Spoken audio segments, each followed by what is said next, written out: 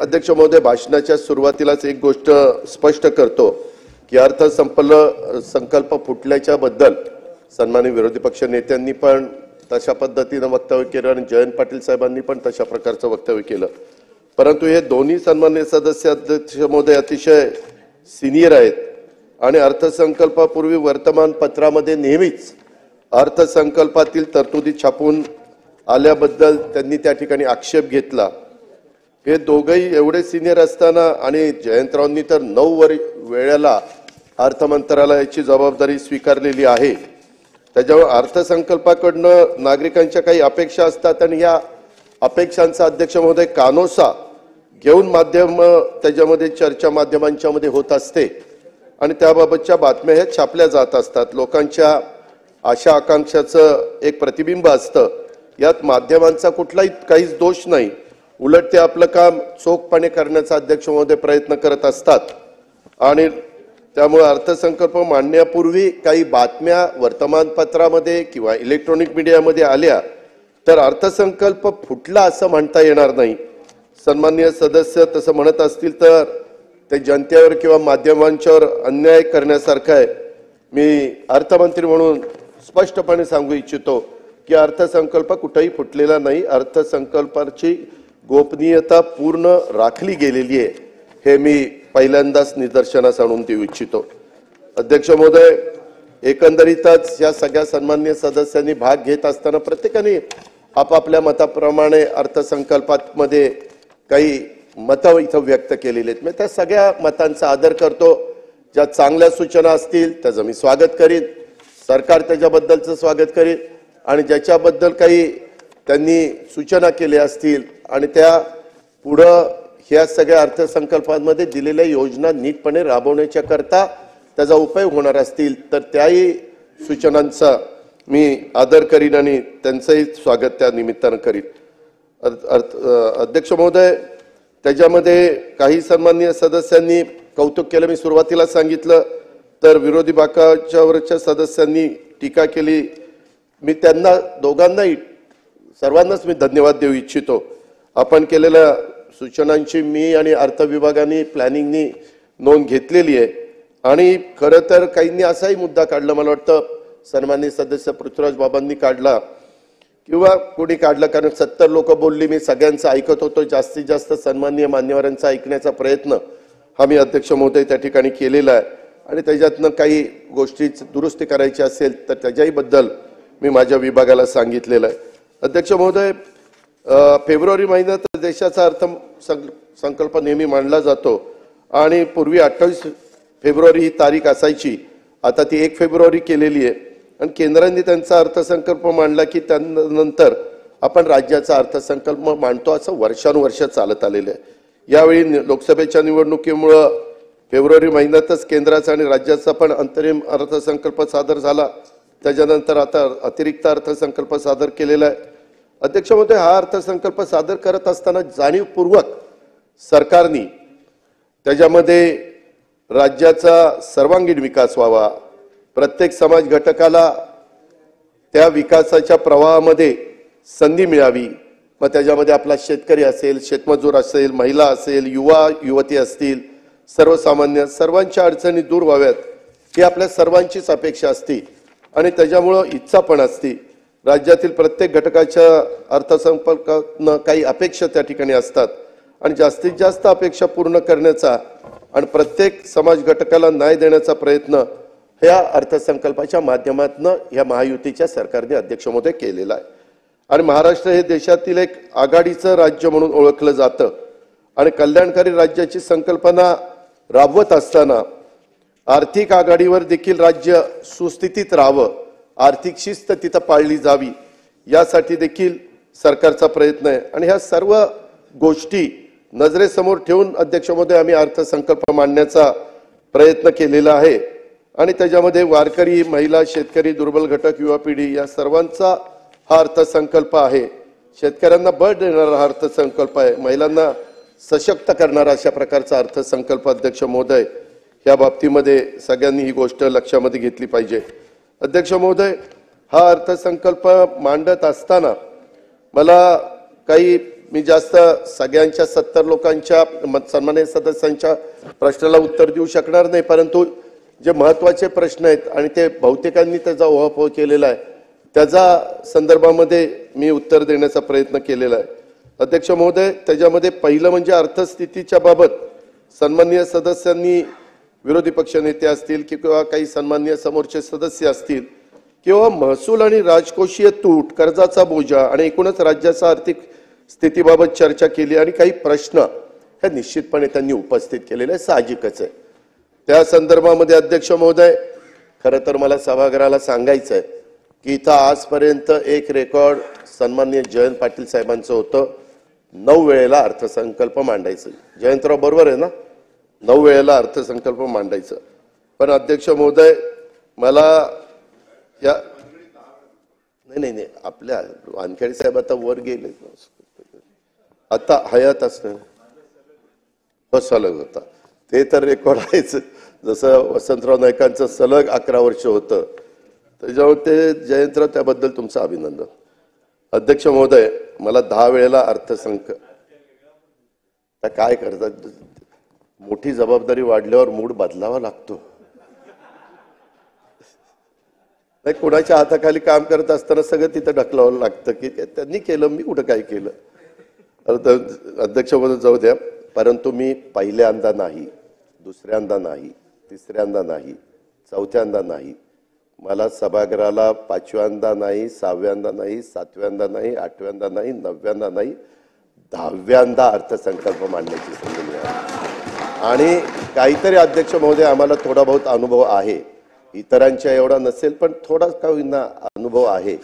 आणि त्याच्यामुळं मी कोणत्याही बाजूला महाविकास आघाडीमध्ये होतो तरीच मला अर्थसंकल्प मांडण्याची संधी द्यायची आणि महायुतीमध्ये आलो तरी अर्थसंकल्प मांडण्याची संधी त्या ठिकाणी द्यायची, दिलेली आहे. ही वस्तुस्थिती कोणी नाकारता येणार नाही. पण एक गोष्ट मी त्यावेळेस बघितली, महाविकास आघाडीकडनं अर्थसंकल्प मांडला की त्यावेळेस महायुती विरोध करायची. आता महायुतीकडनं मांडला की महाविकास आघाडी विरोध त्या ठिकाणी करते. भास्करबाई खरंय की नाही? झाला ना दोन्ही बाजूंनी, परंतु हरकत नाही, तो मनुष्य स्वभाव आहे, त्याच्याबद्दल मला काही जास्त म्हणायचं नाही. पण एकंदरीत मी सुरुवातीला सांगितलं तुटीच्या बद्दल प्रिंट मीडिया, इलेक्ट्रॉनिक माध्यमं यांनी देखील ह्याच्याबद्दलची चर्चा केली, पेपरला पण वेगवेगळ्या प्रकारच्या बातम्या आल्या. अशी चर्चाही राज्याच्या विकासासाठी नेहमी पोषक असते, त्यामुळे मी त्या सगळ्या चर्चेचं स्वागत करतो. सन्माननीय सदस्यांनी पण उपस्थित केलेल्या मुद्द्यांच्या बद्दल थोडंफार समाधान करण्याचा प्रयत्न देखील अध्यक्ष महोदय मी करणार आहे. सन्माननीय विरोधी पक्ष नेते, आपण मला सांगितलं की महसुली जमा ही मागील आर्थिक वर्षापेक्षा 13,000 कोटींनी जास्त आहे आणि महसुली जमा ज्या दराने वाढायला पाहिजे त्या दराने वाढत आहे, अशा प्रकारचा मुद्दा तुम्ही उपस्थित केलेला होता. खरं तर 2019-20 ला 2,83,190 महसुली जमा होती. 21-22 ला 2,69,468. तेव्हा का कमी झाली तर त्यावेळेस करोनाचा काळ होता, सगळ्या जगाने तो अनुभवला होता. परंतु त्याच्यानंतर सातत्याने अध्यक्ष महोदय, मला विरोधी पक्ष नेत्याला सांगायचं की ती महसुली जमा वाढत गेली. 21-22 ला 3,33,312 झाली, 22-24 ला 4,05,678 झाली, 23 कोटी. 2023-24 ला बजेट एस्टिमेट होतं ते 4,49,523 कोटी आहे. त्याचे अजून आकडे सगळे क्लिअर झालेले नाहीत, त्याच्यामुळं त्याचा आता ॲक्युरेट फिगर मला आत्ता सांगता येणार नाही. आल्यानंतर मी सभागृहाला अवगत करीन. आणि 24-25 मध्ये बजेट एस्टिमेट 4,99,462 कोटी रुपये आणि मागील वर्षाच्या तुलनेमध्ये विरोधी पक्ष नेते साधारण ते 11.10% अशी वाढ झालेली आहे आणि नेहमी तशाच पद्धतीची वाढ झालेली आहे. एकदा फक्त मला वाटतं करोनाच्या काळामध्ये 4.85% मायनस झालेलं होतं आणि नंतर 21-22 ला एकदम 23.69% वाढ झाली, कारण करोना गेलेला होता आणि त्याच्यामुळे अर्थव्यवस्थेला एक वेगळ्या प्रकारची कलाटणी मिळालेली होती. हे अर्थसंकल्पातील आकडेवारी शी तुलना करता मागील वर्षाच्या अर्थसंकल्पीय अंदाजाची पण अध्यक्ष महोदय तुलना केली पाहिजे. आणि ह्या 24-25 अर्थसंकल्पीय अंदाजानुसार महसुली जमा ही मागील वर्षापेक्षा 49,939 कोटीनं विजयराव जास्त आहे आणि टक्केवारीत मी सांगितलं 11.10% आहे. मी हेही सांगू इच्छितो सभागृहाला की केंद्राच्या महसुली करात सुद्धा वाढ होते असं आहे आणि त्यामुळे केंद्राकडून राज्याला मिळणाऱ्या कर हिश्श्याच्या मध्ये देखील मोठ्या प्रमाणावर वाढ होणार आहे. आता 15व्या वित्त आयोगाची पण मुदत मला वाटतं पुढच्या वर्षी संपेल. 16व्या वित्त आयोगाच्याही निमित्तानं सगळ्याच राज्यातल्या केंद्रशासित किंवा इतर राज्य, छोटी राज्य, मोठी राज्य ह्या सगळ्यांना पण जास्तीचा निधी मिळणार आहे, ह्याबद्दल दुमत असण्याचं काही कारण नाही. आणि मला सभागृहाला हे पण सांगायचंय की जीएसटी, वॅट, व्यवसाय कर एकत्रित विचार करता त्यात सातत्याने वाढ होतीये आणि दरवर्षी साधारण 30 ते 35 हजार कोटी रुपयाची वाढ ह्याच्यामध्ये आपल्याला सगळ्यांना पाहायला मिळते. आणि त्याच्यामुळे अध्यक्ष महोदय, ह्या संदर्भात आपण जर गेले काही वर्षाचं बघितलं म्हणजे एकंदरीत 4,49,523 कोटी अर्थसंकल्पीय अंदाज 23-24 महसुली जमाचा आम्ही व्यक्त केलेला होता. सुधारित अंदाज 4,86,116 कोटी झाला. आता अर्थसंकल्पीय पण अंदाज आम्ही 4,99,463 कोटी असा 11% जास्त धरलेला आहे. हे माझं त्या संदर्भातलं विरोधी पक्षनेते तुम्हाला उत्तर राहील. कराच्या संकलनाच्या आकडेवारीमध्ये देखील कराचं उत्पन्न हे बऱ्यापैकी आपलं त्या ठिकाणी वाढतंय आणि हा सगळा प्रयत्न राज्य सरकारचा जाणीवपूर्वक चाललेला आहे. आम्ही ज्यावेळेस खर्च करतो त्यावेळेस रिसोर्सेस वाढवण्याच्या करता देखील काय आपण करू शकतो. केंद्र पण आता पुन्हा तिथं सन्माननीय पंतप्रधान नरेंद्र मोदी साहेब झालेले आहेत. मधल्या काळामध्ये जसं बिहारला आणि साधारण ऐकायला मिळाले आंध्र प्रदेशला विशेष दर्जा देण्यात आलेला आहे, तशाही पद्धतीचा प्रयत्न राज्य सरकार आणि केंद्र सरकार एकाच विचाराचं असल्यामुळं मला महाराष्ट्राला सांगायचं की त्यांचाही फायदा आपण घेणार आहोत आणि त्याच्यामुळे पुढं पण केंद्राच्याच विचाराचं राज्य सरकार आलं पाहिजे ह्याही बद्दल जनतेने निश्चितपणे विचार. अहो एक मिनिट, आंध्र प्रदेश पण आहे त्याच्यात. ठीक आहे, तुम्ही त्या अँगल त्या चष्म्यातनं बघा, आम्ही चांगल्या चष्म्यातनं बघतो, आम्हाला त्याला काही बोलायचं नाही. कारण मी आपल्याला भास्करराव अनेक वर्ष ओळखतो, तुम्ही मला ओळखता. अध्यक्ष महोदय, यामध्ये महसुली जमा देखील मागील आर्थिक वर्षापेक्षा 13,000 कोटीनं जास्त आहे आणि महसूल जमा देखील ज्या दराने वाढायला पाहिजे त्या दराने वाढत नाही असा मुद्दा विजयराव तुम्ही काढलेला होता.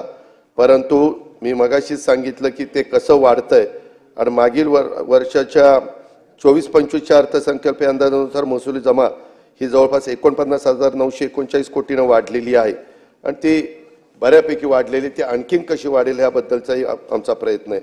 अध्यक्ष महोदय, विरोधी पक्ष नेते आणि विरोधी पक्ष आणि सत्ताधारी पक्ष हे लोकशाहीचे दोन स्तंभ आहेत. या स्तंभावर लोकशाही उभी आहे.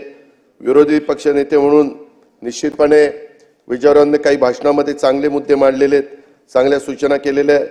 त्यांना तितकाच सकारात्मक प्रतिसाद देण्याची आमची महायुतीच्या सरकारची भूमिका आहे. त्याबद्दल मी तुम्हाला ऐकवीन कि प्यार करेंगे तो करोगे, प्यार करोगे तो प्यार करेंगे, हाथ मिलाओगे तो हाथ भी मिलाएंगे, गले मिलोगे तो गले मिलाएंगे, सितम मिलाएंगे, गले मिलाएंगे ना, सितम करोगे तो सितम करेंगे, हम आदमी है तुम्हारे जैसे, जो तुम करोगे वो हम करेंगे. अध्यक्ष महोदय, अरे आता बघा, आता चांगला मूड झाला तरी वाईट वाटतंय, काय कठीणच आहे बाबा.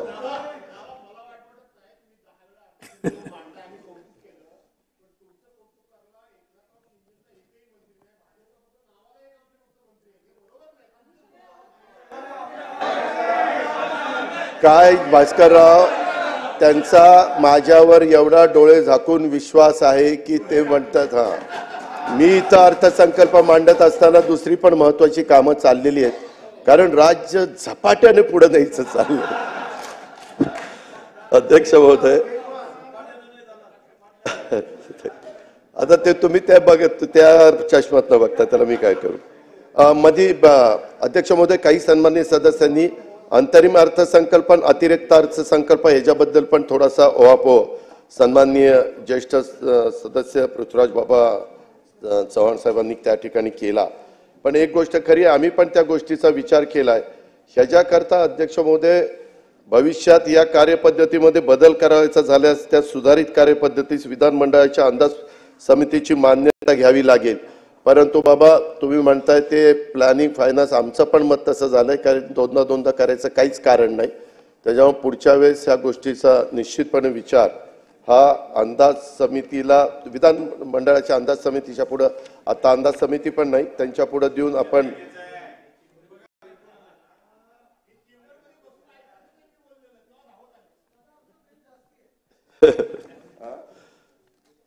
मान्य आहे।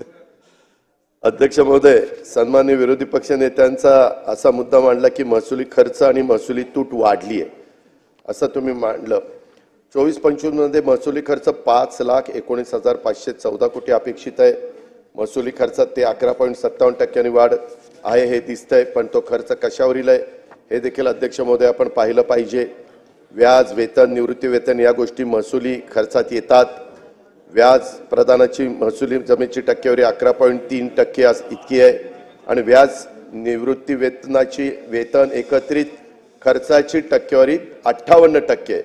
मला सभागृहाला एक गोष्ट जरूर सांगायची आहे, तुम्ही अनेकदा आमच्यावर एक आरोप करता की तुम्ही जागा मोकळ्या ठेवता। परवाच सन्माननीय उपमुख्यमंत्री देवेंद्र फडणवीस साहेबांनी आपल्या लक्षात आणून दिलं, मी पण ह्या चर्चेच्या निमित्तानं लक्षात आणून देऊ इच्छितो की पाईपलाईन मध्ये आणि भरलेल्या ह्या सगळ्या जागा म्हणजे साधारण ऑगस्ट 15 पर्यंत 1,09,000 लोकांना आपल्या सरकारी नोकरीमध्ये आपण नोकरी लावलेली असेल। एवढ्या मोठ्या प्रमाणावर भरती गेल्या अनेक वर्षात, मी तर 30-32 वर्ष समाजामध्ये सभागृहामध्ये काम करतोय, त्याच्यामध्ये सगळ्यात जास्त भरती आपण त्या ठिकाणी केलेली आहे। पण एक गोष्ट आपण लक्षात घेतली पाहिजे की आज निवृत्ती वेतन व्याज आणि वेतन ह्याचा खर्च 58%, उद्याच्याला हा खर्च वाढल्यानंतर तोही खर्च वाढण्याची शक्यता आहे। म्हणून भरती नाही करायची असं नाही, त्याकरता रिसोर्सेस वाढवण्याचा देखील अध्यक्ष महोदय आम्ही प्रयत्न करतोय। हा बांधील खर्च आहे, तो टाळता येण्यासारखा नाहीये आणि त्यामुळे महसुली तूट चालू वित्तीय वर्षात 20,051 कोटी रुपये दिसते। मागील वर्षी ती 16,122 कोटी रुपये होती। अध्यक्ष महोदय कल्याणकारी राज्याची संकल्पना हे निश्चितपणे महाराष्ट्र सरकारने स्वीकारलेली आहे आणि शासकीय सेवेतील अधिकारी कर्मचारी हे आपल्याच राज्याचा भाग आहेत। दुसरा महत्त्वाचा मुद्दा म्हणजे शेतकऱ्यांना देखील आम्ही SDRFच्या निकषापेक्षा जास्तीचा मदत त्या ठिकाणी केलेली आहे। वेगवेगळ्या प्रकारच्या योजना त्या मी पुढे येतो, त्या पण आम्ही मोठ्या प्रमाणावर लोककल्याणकारी राज्याचा विचार करून आम्ही त्याच्यामध्ये दिलेले आहेत आणि त्याच्यामुळं तिथेही खर्च होतो। शेतकरी महिला गरीब आणि समाजातील इतर दुर्बल घटकाकडे देखील शासनाचं विशेष लक्ष आहे, त्याकरता अध्यक्ष महोदय तरतुदी कराव्या लागतात। 20,051 कोटी रुपये महसुली तूट दिसली तरी वर्ष अखेरपर्यंत खर्चावर काही नियंत्रण आणून ती तूट कमी करण्याचा आमचा निश्चितपणे त्या ठिकाणी प्रयत्न राहणार आहे। आणि हे सुद्धा लक्षात घेतलं पाहिजे की महसुली तूट राज्याच्या स्थूल उत्पन्नाच्या 0.47% आहे। आपलं स्थूल उत्पन्न आत्ताच्या घडीला 42,67,771 कोटी आहे। त्याच्यामुळे महसुली तूट कमी झाली पाहिजे या मताचे तुम्ही जसे आहेत तसं सरकार देखील आहे, मी देखील आहे। पण एक गोष्ट मी लक्षात आणून देऊ इच्छितो की गेल्या 10 वर्षातील आकडेवारी बघितली तर 2017-18 आणि 18-19 त्यावेळेस सुधीर मुनगंटीवार अर्थमंत्री होते, देवेंद्रजी मुख्यमंत्री होते, त्या 2 वर्षाचा अपवाद वगळता 8 वर्षात महसुली तुटीचाच अर्थसंकल्प सादर केले गेलेले आहेत। ही पण बाब मी सभागृहाच्या या निमित्तानं लक्षामध्ये आणून देऊ इच्छितो आणि अशा पद्धतीने हा महसुली खर्च महसुली तूट ह्याच्या संदर्भामध्ये व्याज प्रदानाची महसुली रकमेची जमेची टक्केवारी 11.36 इतकी आहे अंदाजित आणि व्याज वेतन निवृत्ती वेतन यावरील खर्चाचा जमेची टक्केवारी 58% त्या ठिकाणी आहे। ही अशा पद्धतीची परिस्थिती अध्यक्ष महोदय। मला दुसरं एक सांगायचं आहे की ज्यावेळेस गेल्या 10 वर्षाची मी तुलना करतो त्यावेळेस महसुली तुटीचं 10 वर्षात 15-16 ला 8.89% तुटीचा अर्थसंकल्प होता. 16-17ला 4.17% तुटीचा अर्थसंकल्प त्या ठिकाणी होता. 17-18, 18-19 मात्र प्लस होता. मात्र 19-20ला पुन्हा 6.04% तुटीचा अर्थसंकल्प आला. आणि अध्यक्ष महोदय, ज्यावेळेस मीच त्यावेळेस अर्थमंत्री होतो, कोरोनाचा काळ होता, त्या काळामध्ये आपल्याला तुटीचा अर्थसंकल्प करावा लागला. ती टक्केवारी 15.27 म्हणजे एवढी टक्के होती. 21-22ला 4.91% तुटीचा अर्थसंकल्प, 22-23ला 0.48चा तुटीचा अर्थसंकल्प, 23-24ला 4.2चा आणि 24-25ला तुटीचा 4.01 अशा प्रकारचा तुटीचा अर्थसंकल्प आहे. अध्यक्ष महोदय, भांडवली जमेच्या बद्दल देखील मागच्या वर्षीपेक्षा चालू वर्षी कमी कशी दाखवली, अशा प्रकारचा प्रश्न विरोधी पक्ष नेत्यांनी काही सन्मान्य सदस्यांनी उपस्थित केला. वास्तविक भांडवली 22-23ला प्रत्यक्ष भांडवली जमा 55,472 कोटी रुपये होता. अर्थसंकल्पीय अंदाज 23-24चा आमचा 97,927 कोटीचा आहे आणि 23-24चा आता सुधारित अंदाज हा 1,14,000 कोटीचा आला आहे आणि 24-25चा अर्थसंकल्पीय अंदाज आमचा 1,01,531 कोटीचा आहे. अशा पद्धतीचा भांडवली जमा आहे. तरी देखील नेहमीच आपण जो अंदाज करतो त्याच्यापेक्षा जास्तच जमा होती, हा आजपर्यंतचा अध्यक्ष महोदय अनुभव आहे. अर्थसंकल्पाचं विश्लेषण करताना मला अर्थसंकल्पीय अंदाजाची तुलना पुढील वर्षाच्या अर्थसंकल्पीय अंदाजाशीच केली पाहिजे आणि ही पहिल्यापासून पद्धत आहे. विरोधी पक्ष नेत्यांनी सोयीस्कर तुलना केली, ती अर्थसंकल्पीय अंदाजाची तुलना सुधारित अंदाजाशी केली, त्यामुळे ती मागील वर्षाच्या पेक्षा विरोधी पक्ष नेते आपल्याला कमी दिसते. त्यामुळं 24-25चा सुधारित अंदाज देखील त्यावेळी निश्चितपणे भांडवली जमा मागील वर्षापेक्षा जास्त दिसून येईल. ह्याच्या सगळ्या संदर्भात मला भांडवली खर्चाच्या बद्दल पण गोष्ट सभागृहाला अवगत करायची आहे.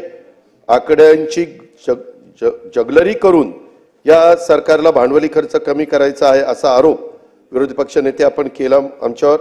हा आरोप सुद्धा सोयीची आकडेवारी समोर ठेवून केलेला आहे. कारण 23-24 मध्ये 81,805 कोटी एवढा भांडवली खर्च अंदाजित होता. 24-25 मध्ये त्यात वाढ होऊन तो भांडवली खर्च 92,780 कोटी रुपये झालेला अपेक्षित आहे. भांडवली खर्चात सुद्धा साधारण 13.42% वाढ झालेली आहे. उलट अर्थसंकल्पात आम्ही भांडवली कामासाठी तरतुदीमध्ये वाढ केलेली आहे आणि त्याच्यामुळं हे भांडवली जमा खर्च हे जे काही आपण पाहिलं, मग अशी मी आकडे सांगितलेले किंवा राजकोषीय तूट, ह्याच्यामध्ये देखील 24-25चा एकूण खर्च 6,12,293 कोटी इतका अंदाजित असून त्यापैकी महसुली खर्च 5,19,513 कोटी व भांडवली खर्च 92,780 कोटी इतका त्याच्यामध्ये अंदाजित आहे. त्याच्यामध्ये राजकोषीय तूट देखील 15.55% त्यामध्ये आहे. परंतु मी सभागृहाला सांगू इच्छितो की चर्चेच्या दरम्यान राजकोषीय तुटीबाबत, ज्याला फिस्कल डेफिसिट आपण म्हणतो, चिंता व्यक्त केली. मागील वर्षी 95,501 कोटी एवढी राजकोषीय तूट अर्थसंकल्पीय अंदाजानुसार होती. सुधारित अंदाजानुसार ती 1,11,956 झाली आणि आता 24-25 मध्ये ती 1,10,355 कोटी अपेक्षित धरलेली आहे. मागच्या वर्षापेक्षा 14,854 कोटी रुपयाची राजकोषीय तूट वाढली हे खरं आहे. परंतु महसुली तुटीची जी कारणे मी आपल्याला सांगितली तीच राजकोषीय तुटीसाठी देखील आहेत. आपल्या सर्वांना माहिती आहे की राजकोषीय तूट स्थूल उत्पन्नाच्या 3% जास्त असता कामा नये अशा पद्धतीने सर्वच राज्यांना केंद्राने कळवलेले आहे. त्याच्यातच आम्ही हे सगळं बसवण्याचा प्रयत्न करत असतो. 24-25 मध्ये राजकोषीय तुटीचं स्थूल राज्य उत्पन्नाची प्रमाण 2.59% अंदाजित आहे. म्हणजेच 3%च्या मर्यादेही आम्ही पाळलेली आहे. सन 23-24 मध्ये ते 2.46% होतं. त्याच्यामुळे राज्याचा अर्थसंकल्पीय तुटीचा नसावा या मताचं मी पण माहितीसाठी सांगतो की गेल्या राजकोषीय तुटीचा 10 वर्षाची आकडेवारी बघितली तर राजकोषीय तुटीचाच अर्थसंकल्प त्या ठिकाणी सादर झालेला आहे. त्याच्यामध्ये 15-16 ते सगळे आकडे माझ्याकडे आहेत. त्याच्यामुळे ते मी परत वाचून आपला सगळ्यांचा अध्यक्ष महोदय वेळ घेत नाही. परंतु ही काही वेगळी पद्धत नाहीये आणि त्या बाबतीमध्ये तसा बघितलं तर आपलं राज्य सक्षम आहे हा आमच्या सरकारचा दावा आहे। अध्यक्ष महोदय, $1 ट्रिलियन इकॉनॉमीच्या बद्दल देखील बरेच जणांनी आपली आपली मतं इथं व्यक्त केली आणि त्यांची भूमिका इथं मांडण्याचा प्रयत्न केला। एक गोष्ट खरी आहे, विकास दर 7.5% असताना $1 ट्रिलियन स्वप्न का दाखवता, अशा प्रकारचा मुद्दा सन्माननीय सदस्यांनी इथं उपस्थित केलेला आहे। वास्तविक देशाचे पंतप्रधान गेले 10 वर्ष नरेंद्र मोदी साहेब असताना त्यांनी जगामध्ये आपली अर्थव्यवस्था 5व्या क्रमांकावर आणलेली आहे। आता ती 3ऱ्या क्रमांकावर आणण्याचं त्यांचा उद्दिष्ट आहे आणि ते ज्यावेळेस 3ऱ्या क्रमांकावर $5 ट्रिलियन आणण्याचा प्रयत्न करतायत त्यावेळेस तुमचं माझं राज्य आर्थिक बाबतीत इतर राज्यांच्या दृष्टीने सक्षम असल्यामुळे आपण $1 ट्रिलियन इकॉनॉमी आपलं स्वप्न त्या ठिकाणी उद्दिष्ट आपण त्या ठिकाणी घेतलेलं आहे आणि 25-26 पर्यंत ही अर्थव्यवस्था नेण्याचा प्रयत्न आहे।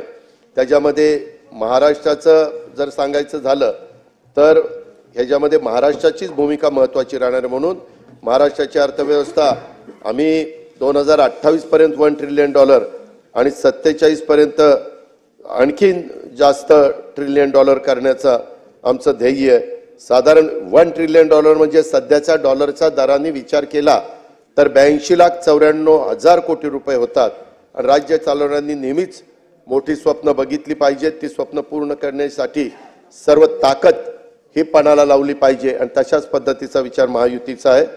भारतीय अर्थव्यवस्था अंदाजे $3.5 ट्रिलियन इतकी आहे।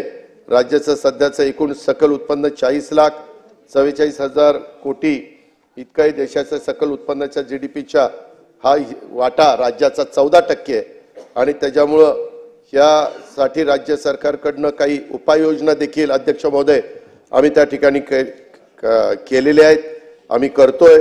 अपूर्ण सिंचन प्रकल्प वेगाने पूर्ण करण्यासाठी नाबार्डने आम्हाला 15,000 कोटी रुपयाची गुंतवणूक आणि पूर्वीच्या काळातले बऱ्याच ठिकाणचे कालवे आहेत त्याच्यामध्ये इतकी झाडं झुडपं झालेली आहेत, इतका घाण साठलेली आहे, म्हणजे तुम्ही जायकवाडीचं पण कॅनलचं उदाहरण घेऊ शकता किंवा इतर पण नीरा डावा कालवा, उजवा कालवा, खडकवासला कालवा, असे अनेक प्रकारे आमच्या नगर जिल्ह्यातले कालवे, अशा खूप काही कालव्यांचा आपल्याला उल्लेख करता येईल जे फार वर्षापूर्वी झालेले आहेत आणि म्हणून त्या कालव्यांचं आधुनिकीकरण करण्याच्या करता 5,000 कोटी रुपये आम्ही खर्च करतोय। याच्यातनं मोठ्या प्रमाणावर आता जे काही क्षेत्र ओलिताखाली आहे त्याच्यापेक्षा काही पटीनं क्षेत्र ओलिताखाली येऊ शकतं आणि तशा पद्धतीचा अनुभव जिथं स्वच्छता केलेली, जिथं आधुनिकीकरण केलेलं आहे तिथं आलेला आहे। आशियाई पायाभूत सुविधा गुंतवणूक बँकेने पण $1.1 अब्ज गुंतवणूक सुरक्षित करण्यात आलेली आहे। त्यामध्ये 5 लाख जवळपास 8.5 लाख शेतकऱ्यांना सौर पंप दिले जाणार आहेत, दिवसा वीज मिळण्याची हमी, त्याच्याबद्दल कालच देवेंद्रजींनी सभागृहामध्ये सांगितलेलं आहे। मित्र आणि ऊर्जा विभाग जागतिक आर्थिक मंचासोबत देखील आपण काम करतोय आणि ज्यामध्ये राज्यात ग्रीन हायड्रोजन क्षेत्रात गुंतवणूक सुलभ होईल तशा पद्धतीचा निर्णय घेणारं देशातलं महाराष्ट्र राज्य हे पहिलं राज्य आहे। राज्यात गुंतवणूकदार येतील, आतापर्यंत 10 मोठ्या गुंतवणूकदारांनी नोंदणी केलेली आहे।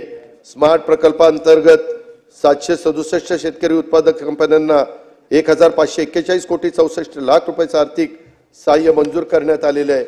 पोखरा 2 मधनं $700 मिलियन गुंतवणूक करण्यात आलेली आहे। आरोग्य सेवा प्रणाली मजबूतीकरणाकरता आशियाई विकास बँकेने सहाय्याने $500 मिलियन प्रकल्प राबवला जातोय। पर्यटनाचा प्रचार आणि जिल्ह्यातील उद्योग आणि G2B सेवांची सुविधा सुधारण्यासाठी 2,200 कोटी रुपयाची गुंतवणूक प्रस्तावित आहे। याशिवाय आर्थिक सल्लागार परिषदेने सांगितल्याप्रमाणे राज्याच्या सरासरीपेक्षा वार्षिक दरवाढ कमी असलेल्या 18 जिल्ह्यांमध्ये या जिल्ह्यांना 24-25 पासून जिल्हा वार्षिक योजनेमध्ये किमान 25% निधी वापरण्याच्या सूचना दिलेल्या आहेत। त्याच्यामध्ये नंदुरबार, वाशिम, धाराशिव, गडचिरोली या 4 जिल्ह्यात केंद्र सरकारचा आकांक्षित जिल्हा कार्यक्रम आपण राबवतो। त्याच धर्तीवर आता आपण 15 जिल्ह्यांच्या मध्ये आणि 27 तालुक्यांमध्ये राज्य सरकारकडून आकांक्षित तालुका कार्यक्रम राबवतोय आणि आपले राज्य निर्धारित वेळेत $1 ट्रिलियन इकॉनॉमीचं उद्दिष्ट गाठेल अशा पद्धतीचा मला विश्वास वाटतो। तशा पद्धतीनं अतिशय गतीनं काम राज्य सरकारने सुरू केलेलं आहे। अध्यक्ष महोदय, हा सगळा अर्थसंकल्प सादर करत असताना आपल्या सर्वांना माहिती आहे की तूट कमी करण्याच्या करता देखील शासन प्रयत्न करत आहे। त्याच्यामध्ये मुद्रांक आणि नोंदणी फी असेल, राज्य उत्पादन शुल्क असेल, राज्य वस्तू व सेवा कर ज्याला आपण जीएसटी म्हणतो, ही राज्याची प्रमुख उत्पन्नाची साधनं आहेत। आपण आकडेवारी बघितली तर सातत्याने महसुली उत्पन्नाचे कल वाढलेले आपल्याला दिसत आहेत। जीएसटी आल्यापासून देखील करदाते वाढलेत।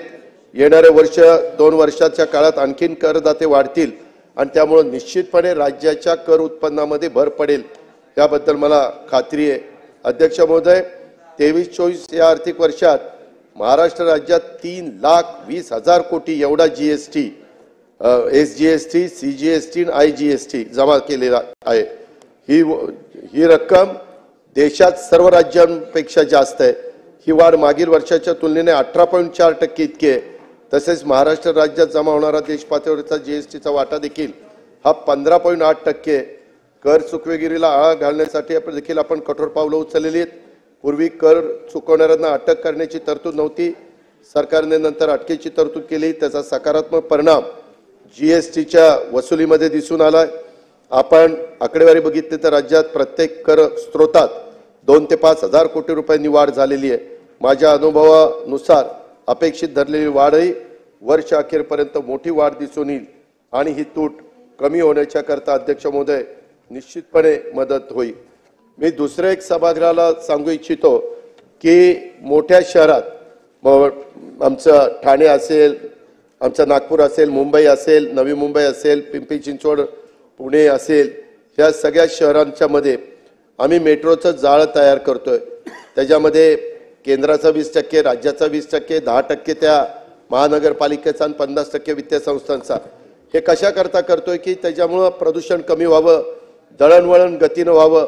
थोडंसं आज मुंबईमध्ये बऱ्याचशा ठिकाणी लोकांना त्रास सहन करावा लागतो की जिथं जिथं मेट्रोची कामं चाललेली आहेत, परंतु या अर्थसंकल्पाच्या उत्तराच्या निमित्तानं महाराष्ट्रातल्या जनतेला जिथं ही कामं मोठ्या प्रमाणावर चालली त्यांना मला विश्वास द्यायचा आहे की अजून काही दिवस थोडासा धीर धरा। थोडंसं आपण आजपर्यंत सहनशीलता दाखवलेलीच आहे, ती अजून काही दिवस तशा पद्धतीने दाखवण्याचा प्रयत्न करा। ते झालं की निश्चितपणे दळणवळण गतीनं होईल, व्यापार उद्योग वाढेल, विदेशी गुंतवणूक आकर्षित होईल, वाहनं कमी होतील आणि त्यामधून इंधनाची बचत होईल आणि आपल्या राज्याच्या अर्थव्यवस्थेला देखील चालना मिळेल। हे एक उदाहरण आहे। आणखी काही वर्ष गुंतवणूक आपल्याला करावी लागणार आहे ह्या क्षेत्रामध्ये। तोपर्यंत तूट दिसेल, पण अर्थव्यवस्थेचं आकारमान वाढल्यानंतर कर उत्पन्न वाढून राज्याची अर्थव्यवस्था हे निश्चितपणे मजबूत होईल याबद्दल माझ्या मनात नाही, कुणाच्याच मनात मात्र शंका असण्याचं कारण नाही। त्यामुळे राज्याची अर्थव्यवस्था चिंताजनक झाली आहे असा कुठेही चुकीचा संदेश जाता कामा नये याची काळजी आपण सर्वांनीच घेऊ।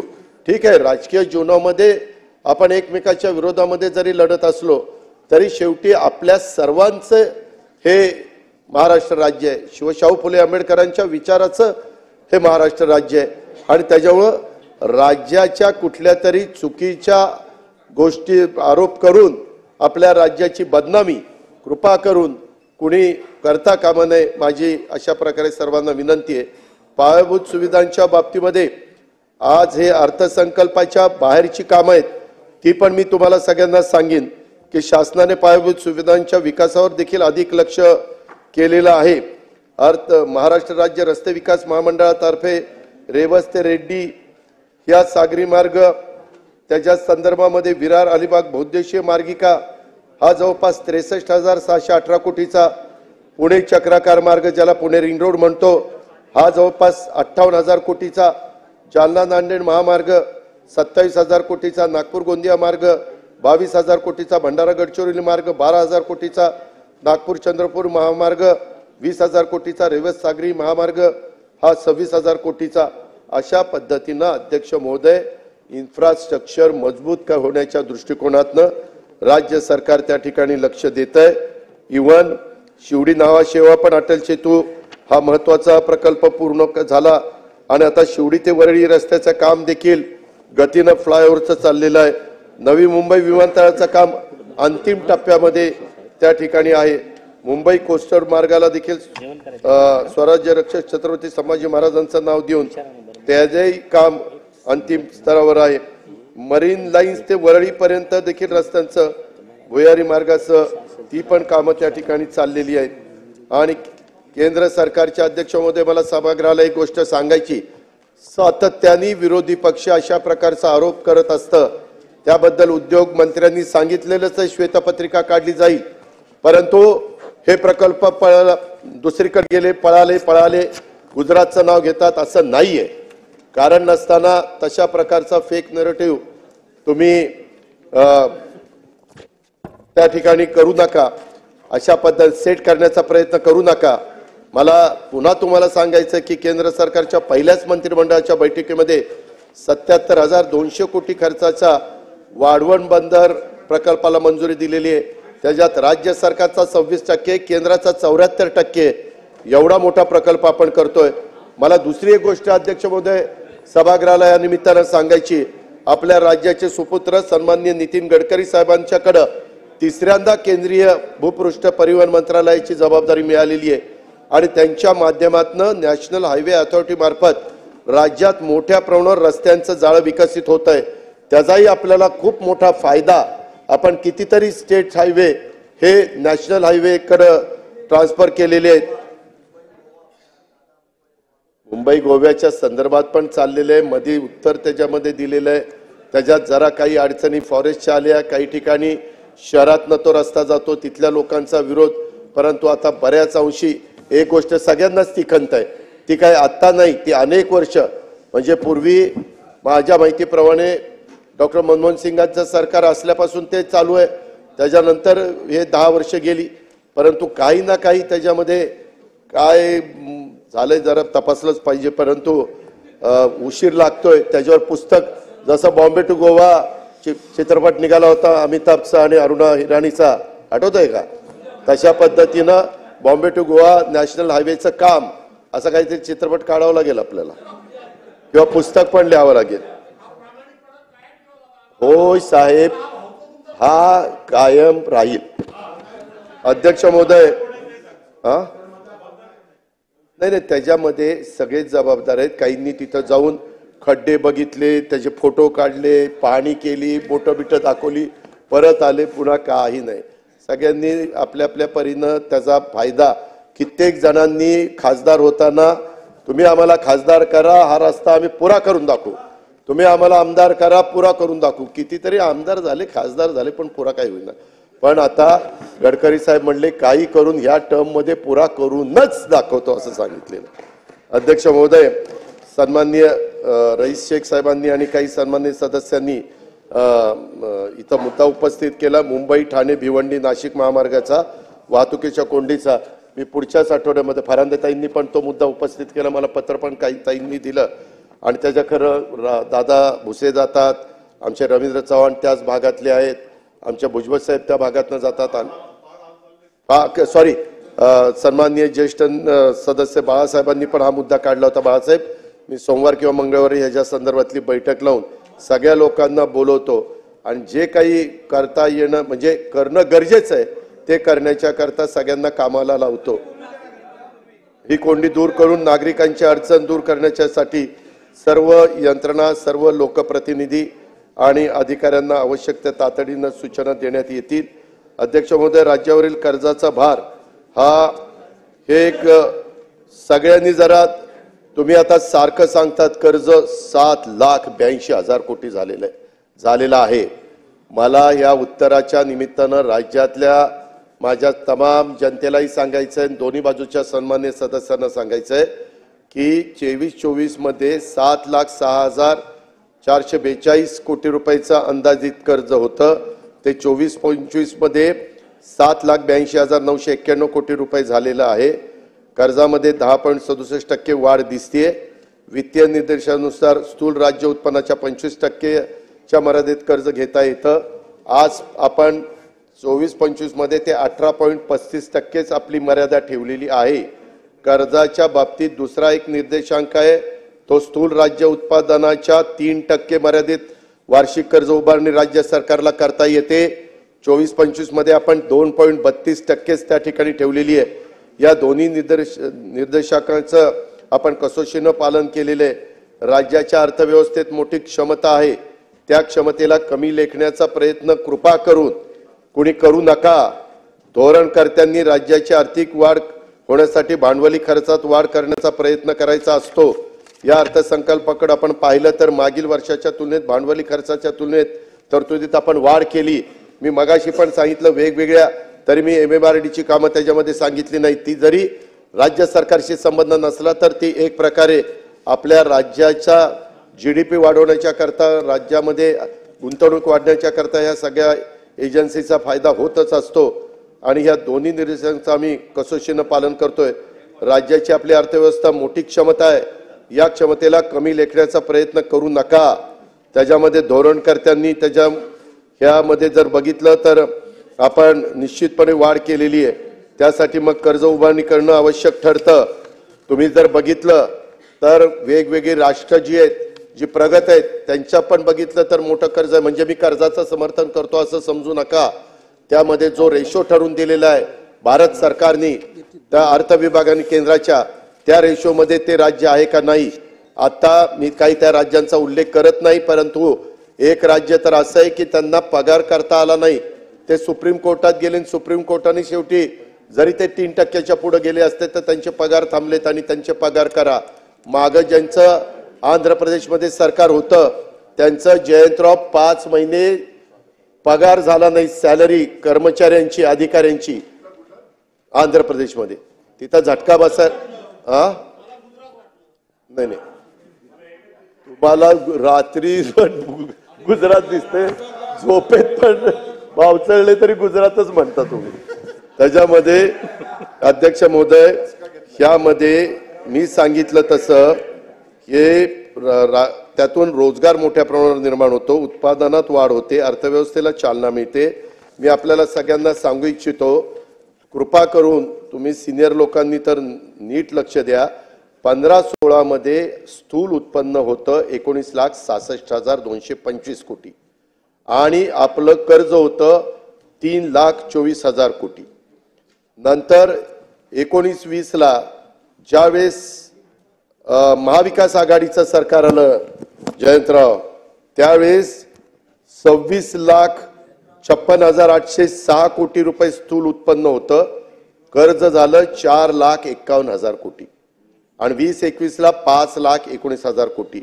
स्थूल उत्पन्न, राज्य उत्पन्नाच्या टक्केवारी ही 16, 17, 18, 19 अशाच पद्धतीनं नेहमी चाललेली आहे। आता जरी आपलं कर्ज 7,82,991 कोटी दिसत असलं तरी आपलं स्थूल उत्पन्न 42,67,000 आहे, म्हणजे 18.35 या स्थूल राज्य उत्पन्नाशी टक्केवारी संबंधित आहे। त्याच्यावर राज्याचं मला जनतेलाही सांगायचं आहे की राज्याचं स्थूल उत्पन्न जसं वाढेल तसं ते कर्ज वाढतं, परंतु मागचं तुलना करता कुठेही आपण ते जास्त वाढून दिलेलं नाही, मर्यादितच ठेवलेलं आहे। हे आता काही जण फेक नरेटिव्ह सेट करण्याकरता त्यामध्ये सांगतील। नाही, आता त्याच्यात तुम्ही त्याच्यामुळे 31 जागा आणल्या, त्याच्यामुळे आम्ही तर हादरूनच गेलो ना, ते फेकमुळेच ना। कुठल्या 3 घटकांनी मतदान नाही केलं हे तुम्हालाही माहिती आहे। ठीक आहे, आता तुम्ही कसंही म्हणा। त्याच्यामध्ये सन्माननीय ज्येष्ठ सदस्य पृथ्वीराज बाबांनी फिस्कल रिस्पॉन्सिबिलिटी अँड बजेटरी मॅनेजमेंटच्या बद्दल सांगितलं। बाबा, त्याच्यामध्ये तुम्ही FRBM नुसार चालू किमतीचा विकास दर, स्थिर किमतीचा विकास दर, राज्याचा विकास दर जवळपास 0% आहे, रिअल ग्रोथ रेट 0.5% चिंताजनक आहे, अशा पद्धतीनं भूमिका मांडली। वास्तविक आमच्या विभागाचं मत या मुद्द्याच्या बद्दल असं आहे, 23-24 मध्ये स्थिर किमतीनुसार पायाभूत वर्ष 11-12 राज्य स्थूल उत्पन्नाचा वृद्धी दर हा 7.6% अपेक्षित असून यामध्ये चलनवाढीचा प्रभाव अंतर्भूत नाही। चालू किमतीनुसार चलनवाढीच्या प्रभावासह राज्य उत्पन्न रुपये 40.44 लाख कोटी अपेक्षित असून आधीच्या वर्षीच्या तुलनेत त्यात 10.9% वाढ अपेक्षित आहे। आणि मग त्याची आकडेवारी पण माझ्याकडे आहे, मी वाटल्यास तुम्हालाही पाहायला ते देतो।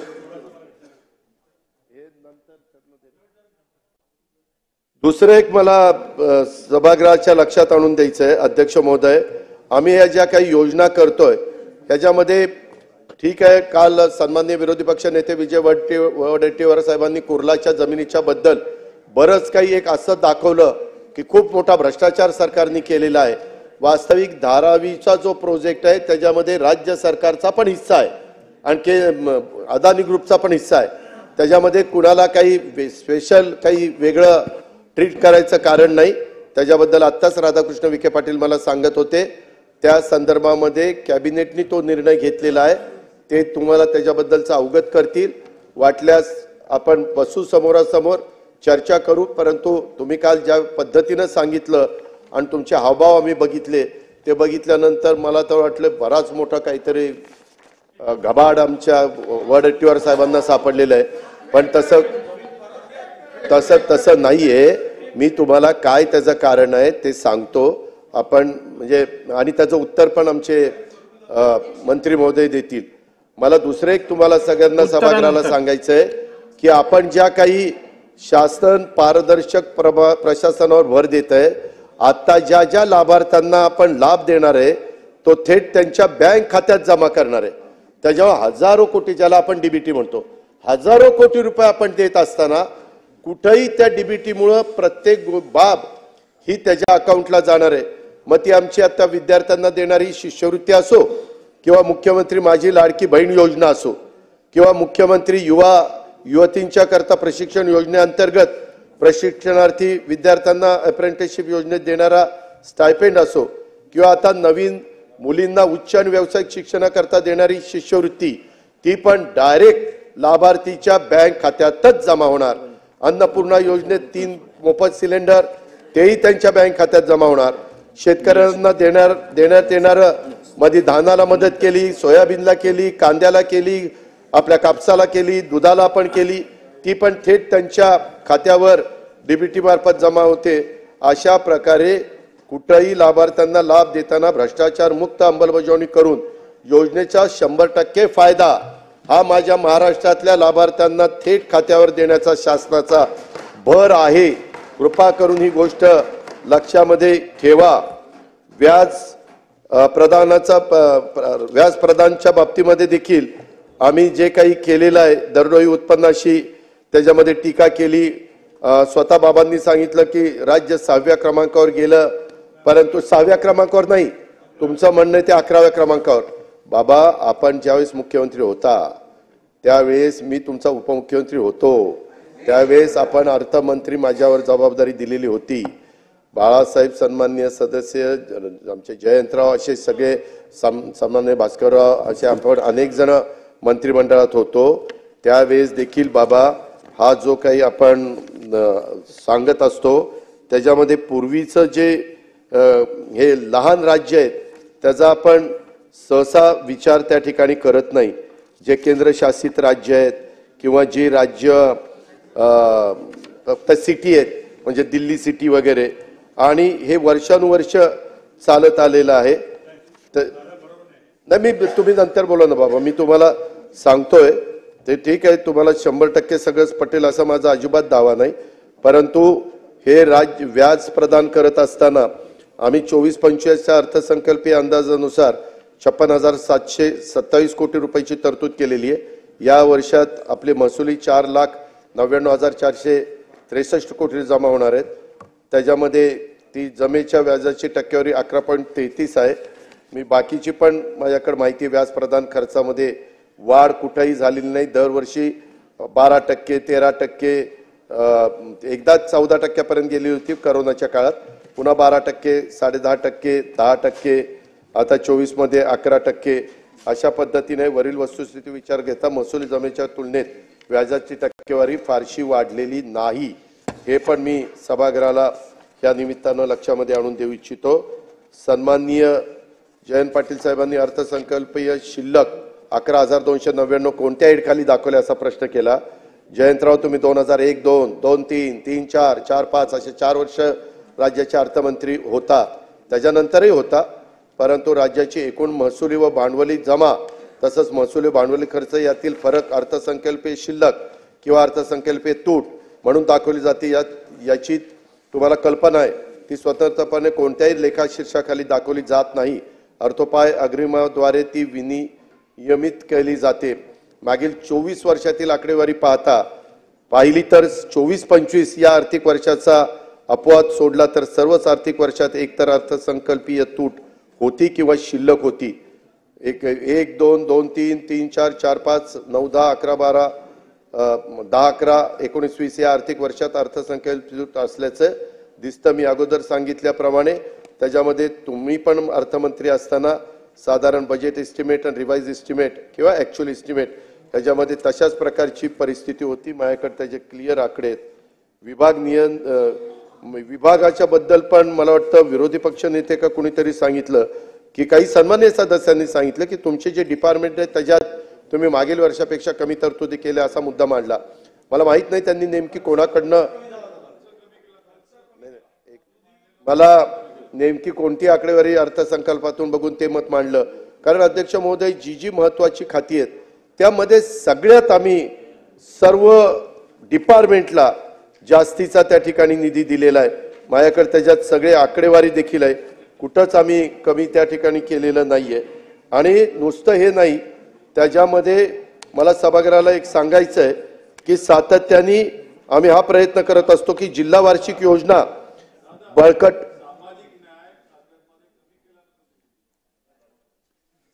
अध्यक्ष महोदय, मला सन्माननीय सदस्य नितीन राऊत साहेबांनी बसून त्या ठिकाणी प्रश्न विचारलेला आहे, खरं उत्तर द्यायला मी बांधील नाही, पण ते एक ज्येष्ठ आहेत, आमचे सहकारी आहेत म्हणून सांगतो।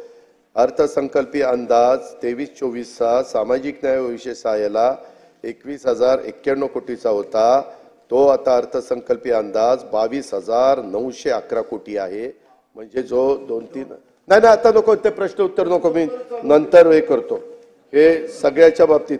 अध्यक्ष महोदय, त्याच्यामध्ये जिल्हा वार्षिक योजना देखील बळकट करण्यावर आमचा प्रयत्न आहे।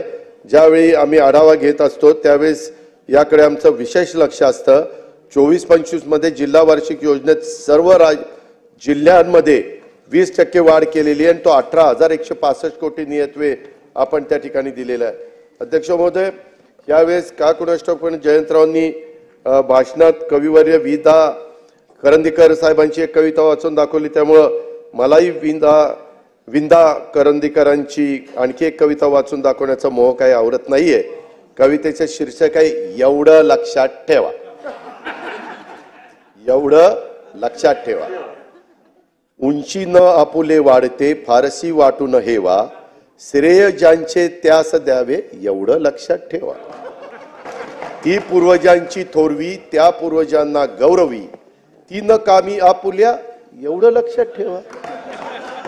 जाणते जे सांगती ते ऐकून घ्यावे सदा, मात्र तीही माणसे एवढं लक्षात ठेवा। चिंता जगी या सर्वथा कोणा न येई टाळता, उद्योग चिंता घालवी एवढं लक्षात ठेवा। विश्वास ठेवावाच लागे व्यवहार चाले त्यावरी, सीमा तयाला पाहिजे एवढं लक्षात ठेवा। दुपटीने देतसे जो ज्ञान आपण घेतलेले, तो गुरूंचे पांग फेडी एवढे लक्षात ठेवा। माणसाला शोभणारे युद्ध एकच या जगी, त्याने स्वतःला जिंकणे एवढे लक्षात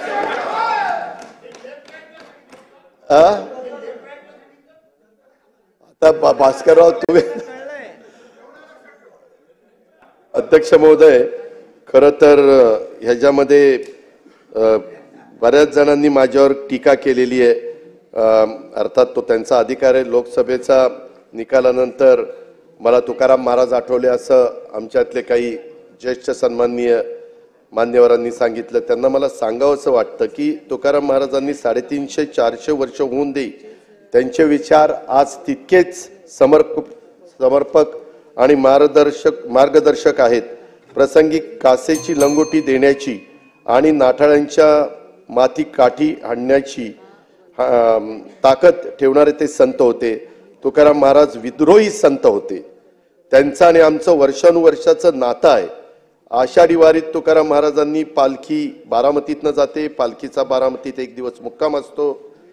आमच्या काटेवाडीत मेंढ्यांचं गोल रिंगण करून पालखीचं स्वागत आम्ही करतो. त्यामुळे तुकाराम महाराजांना आम्हाला नवे नाहीत, ते आमच्या विचारात आहेत, ते आमच्या श्वासात आहेत, ते आमच्या ध्यासात आहेत, ते आमच्या रक्तात आहेत. तुकाराम महाराज आम्हाला आठवावे लागत नाहीत. लोकसभा येतील जातील, साहजिकच आहे. कुणालाही जर चांगलं यश मिळालं तर आनंद वाटतो. तुम्हाला तो आज वाटतोय ते मी काही नाकारत नाही, परंतु विधानसभेत पण तशा प्रकारचा अनुभव येतील जातील. परंतु तुकाराम महाराज त्यांचे विद्रोही विचार कायम आमच्या सोबत आहेत. तुकाराम महाराजांसोबत संत सोपान काका आणि संत जगनाडे महाराज यांच्या पालख्या सुद्धा माझ्या बारामतीतनं जातात आणि त्यांच्या आणि इतर संत महात्म्यांचे संस्कारही आमच्यावर आहेत. त्यामुळं तुम्ही केलेल्या आरोपात तथ्य नाही, एवढंच मला त्या ठिकाणी सांगायचंय. आणि हे सांगत असताना मला त्यांना हेही सांगायचंय, त्यांनी खरं तर जयंतराव अलीकडे शेरशायरी खूप रस घ्यायला लागलेले. त्याच्यामुळे मला पण एक शेर आठवतोय, जिन पत्थरों को हमने अता की थी धड़कने, वो बोलने लगे तो हम पे बरसने लगे. म्हणजे लोकांना आपण मदत केली, मोठं केलं, त्यांना पंख फुटल्यावर जिन पत्थरों को हमने अता की थी धड़कने, वो बोलने अदा की थी धड़कने. आता बरोबर आहे साहेब, जरा ऐका राव, थोडं आम्हाला कमी कळत असेल पण ऐका. आता की थी धड़कने, वो बोलने लगे तो हमी पे बरसने लगे.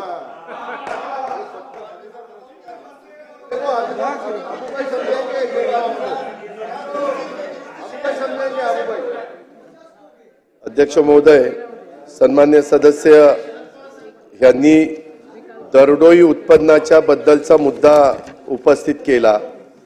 त्याच्याबद्दल मी आपल्याला सांगू इच्छितो की महाराष्ट्राची आर्थिक परिस्थिती दरडोई उत्पन्नाशी तुलना करताना निवडक अथवा महत्त्वाच्या राज्यांच्या माहितीचा समावेश केला जातो.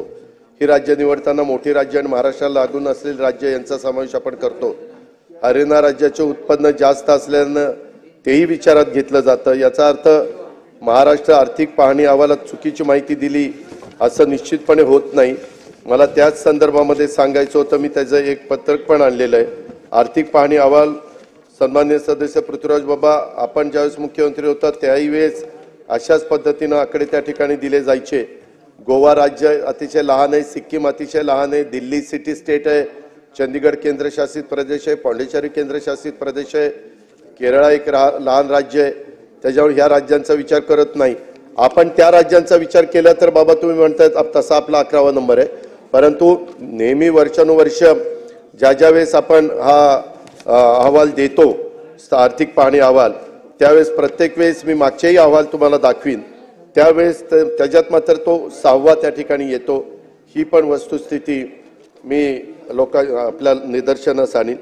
अध्यक्ष महोदय, मला आनंद आहे की वारकरी संप्रदायासाठी आणि परंपरेसाठी आम्ही सरकारच्या माध्यमातून यावर्षी काही करू शकलो. आपण तर स्वतः पंढरपूरचं प्रतिनिधित्व करताय. पांडुरंगाच्या दर्शनाच्या करता उभा महाराष्ट्र आणि आजूबाजूचे राज्यातले देखील भाविक तिथं दर्शनाच्या करता पांडुरंगाचे येत असतात. आणि वारकऱ्यांच्यासाठी ज्या घोषणा आणि तरतुदी केल्या त्यामागे हा विचार होता की पंढरपूर वारीला अध्यक्ष महोदय एक वेगळा इतिहास आहे. आणि योग पण बघा, नेमक्या त्याच वेळेस तुम्ही चेअरवर बसलेला आहे. देश विदेशातील लोक देखील वारी बघायला येतात, वारीत सामील व्हायला येतात. हा साधारण अनुभव आहे की वेगवेगळ्या ठिकाणून वारकरी दिंडीने पंढरपूरला जात असताना अनेक अडचणी येत असतात. या अडचणीवर एकत्रितपणे उपाययोजना व्हावी यासाठी मुख्यमंत्री वारकरी संप्रदाय महामंडळाची आणि 20,000 रुपये अर्थसहाय्य देण्याची संकल्पना देखील पुढे आली. अध्यक्ष महोदय, खरं तर या अर्थसंकल्प मांडत असताना राज्याचे मुख्यमंत्री आळंदीला जाऊन त्यांनी दर्शन घेऊन तिथं पालखीची सुरुवात केली. देवेंद्रजी पण पुण्याला गेलेले होते, परंतु मला काही तिथं जाता आलं नाही. परंतु परवा दिवशी उद्या पालखी मुक्कामाला बारामतीला येणार आहे. परवा मात्र मी पालखीमध्ये सकाळपासून काठेवाडीपर्यंत चालत त्या ठिकाणी जाणार आहे. आपलं म्हणलं आता सगळ्यांनाच पालखीमध्ये चालत जावं असं वाटतं, आपण पण त्याच्यामध्ये सहभागी होऊया. आणि जयंतराव येतील का नाही कोणास ठाऊक, मी घेऊन जायला तयार आहे. तुम्ही म्हणाल तिथे घेऊन जायला तयार आहे.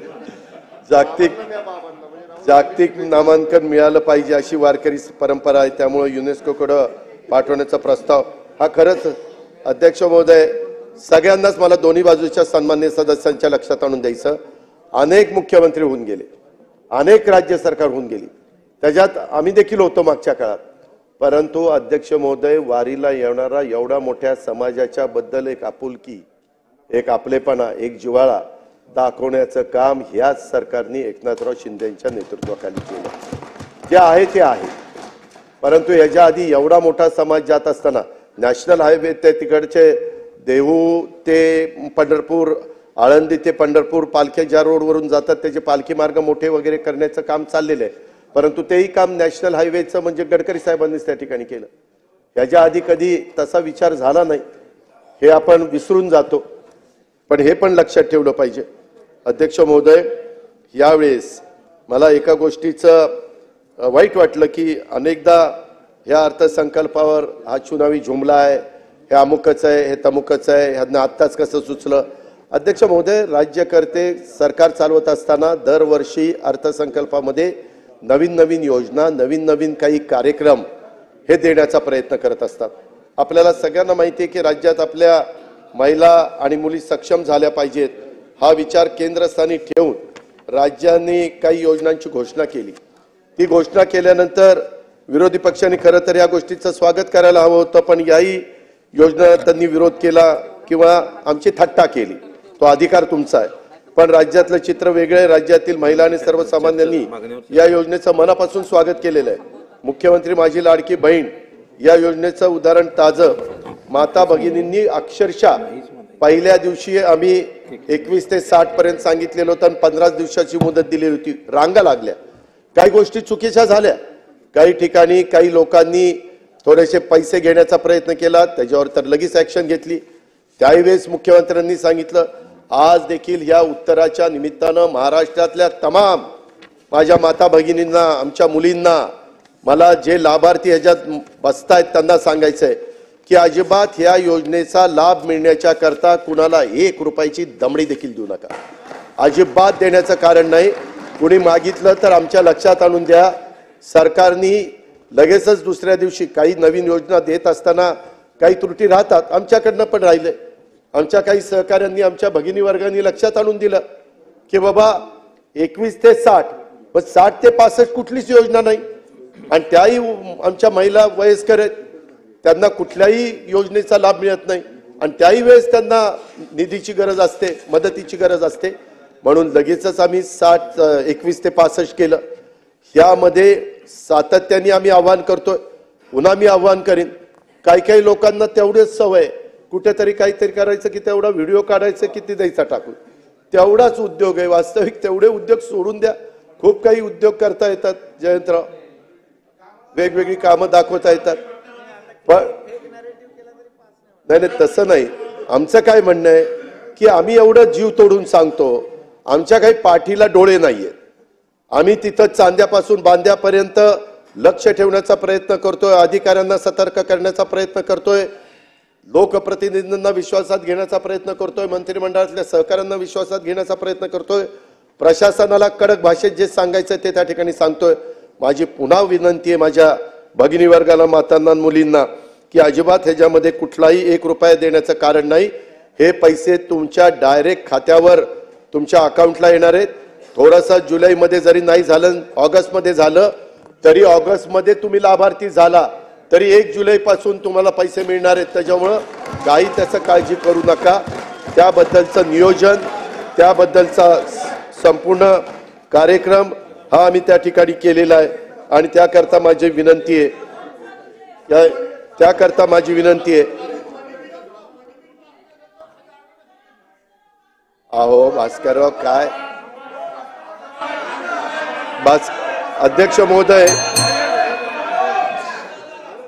महोदय माता भगिनींना अक्षरशः राज्यात रांगा लागल्यानंतर अर्ज भरण्याची मुदत आम्ही वाढवून दिली।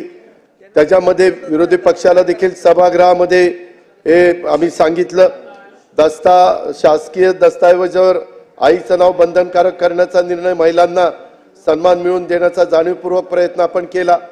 अध्यक्ष महोदय, हे सगळ्या गोष्टी करत असताना महिलांच्या बद्दल सगळ्यांनाच मान सन्मान आहे। एक गोष्ट मान्य करावी लागेल की केंद्रामध्ये देखील अनेक सरकार आली, परंतु महिलांचं बिल जे प्रतिनिधित्व खासदारकीचं करण्याकरता कुणाला पास करता आलं नाही। शेवटी नरेंद्र मोदी साहेबांनीच ते बिल पास केलं। 2029च्या निवडणुका ह्या महिलांना पण तिथं प्रतिनिधित्व मिळणार आहे, जे आहे ते आहे, आणि त्याच्यामुळे आपल्याही राज्यामध्ये तशा पद्धतीने महिलांना प्रतिनिधित्व मिळणार आहे। लेक लाडकी योजना असेल, मोफत सिलेंडर देण्याची योजना असेल, पिंक रिक्षाची योजना असेल, शुभमंगल सामूहिक विवाह, महिलांसाठी स्टार्टअप, जलजीवन मिशन, लखपती दीदी, आई मुलींना मोफत दीदी आणि आई मुलींना मोफत उच्च शिक्षण, महिलांच्या आरोग्याच्या योजना, या देखील महिलांना आधार देणाऱ्या योजना आहेत। एवढा योजना आज समाजातला 50% भगिनी वर्ग आहे, त्यांच्याकडे ज्या पद्धतीने मदत व्हायला पाहिजे होती त्या पद्धतीने ह्या सरकारने मदत करण्याचा प्रयत्न केला। मला विश्वास आहे की महिला आणि मुलींच्याकडनं प्रत्येक योजनेचं स्वागत होईल आणि महाराष्ट्रातल्या माझ्या आया बहिणींचा सन्मान त्याच्यातनं मिळेल।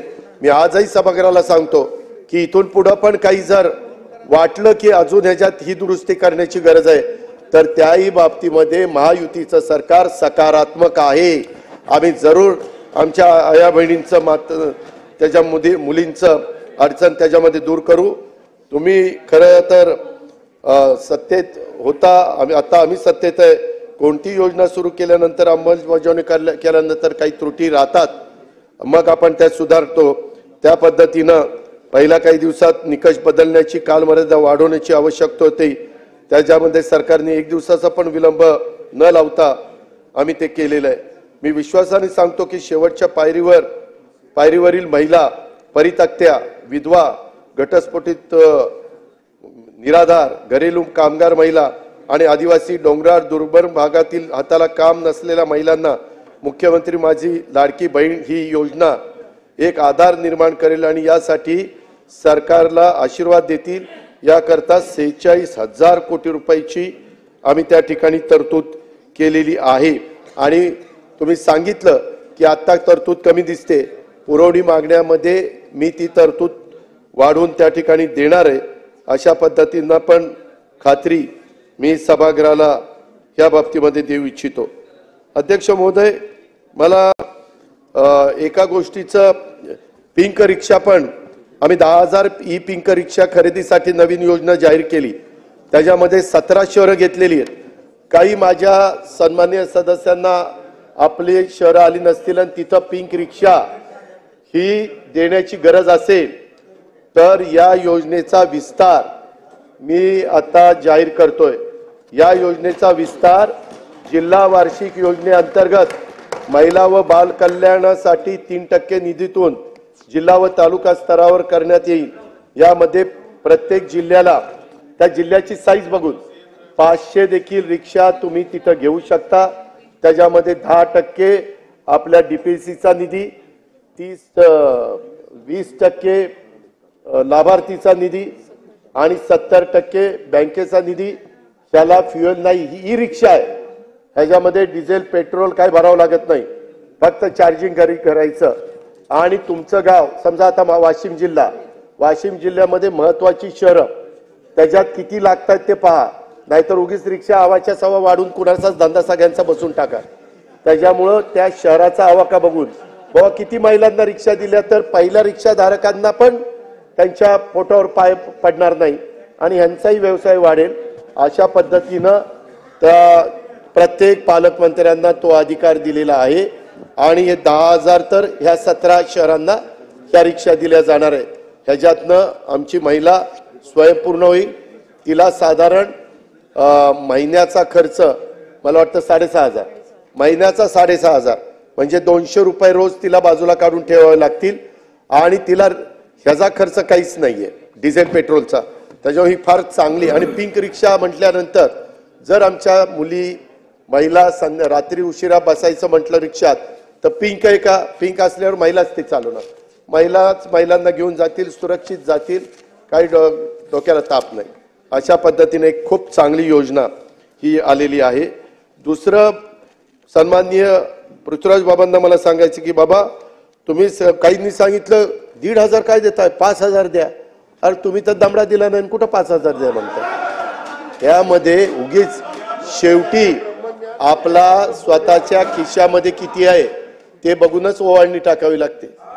का खिसा मोकळा असल्यावर फाटक्या खिशात काय देणार आहे का, दमडी तरी देणार आहे का. आणि त्याच्यामध्ये मला बाबा तुमचं विशेष वाटतंय, तुम्ही सांगितलं,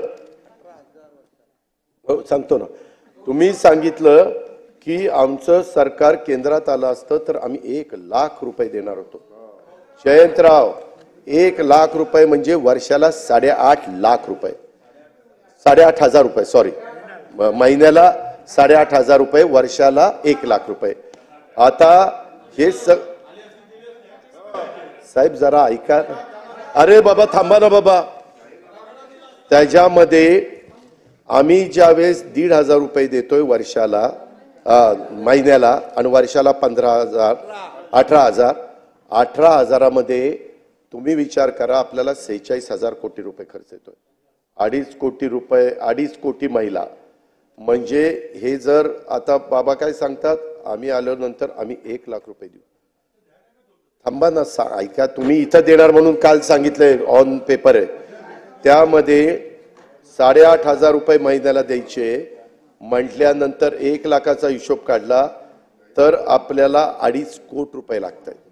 कुठं 2.5 नाही, 2.5 कोटी, 2.5 कोटीच ना, 2.5 कोटी. आपलं बजेट किती?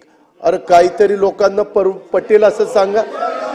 2.5 कोटी.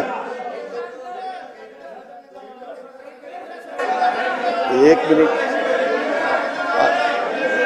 आता थांबा ना, तुम्ही बोला ना. राईट टू रिप्लाय आहे ना, राईट टू रिप्लाय आहे ना. अध्यक्ष महोदय, मला माझ्या सगळ्या महाराष्ट्रातल्या आया बहिणींना सांगायचंय, मी 10 वेळेला अर्थसंकल्प सादर केला, मी कधी खोटं बोलत नाही, मी शब्दाचा पक्का आहे. अजित पवारचा वादा आहे, असा तसा वादा नाहीये. अध्यक्ष महोदय त्यांनी जे सांगितलं विरोधी पक्षनेते होऊ द्या, दादांचं होऊ द्या. 1,00,000 रुपये महिन्याला, वर्षाला त्याचा हिशोब काढला तर एक म्हणजे जयंतराव तुम्ही पण विचार करा. आओ यशोमती ताई, काल पृथ्वीराज बाबा तुमच्या समोर बसलेले उत्तर देत असताना म्हटले की आम्ही आता विधानसभेला देखील जाहीरनाम्यामध्ये आणणार आहे. मी रेकॉर्ड काढून दाखवतो. केंद्रातली योजना असेल, थांबा एक मिनिट, केंद्रातली योजना असेल,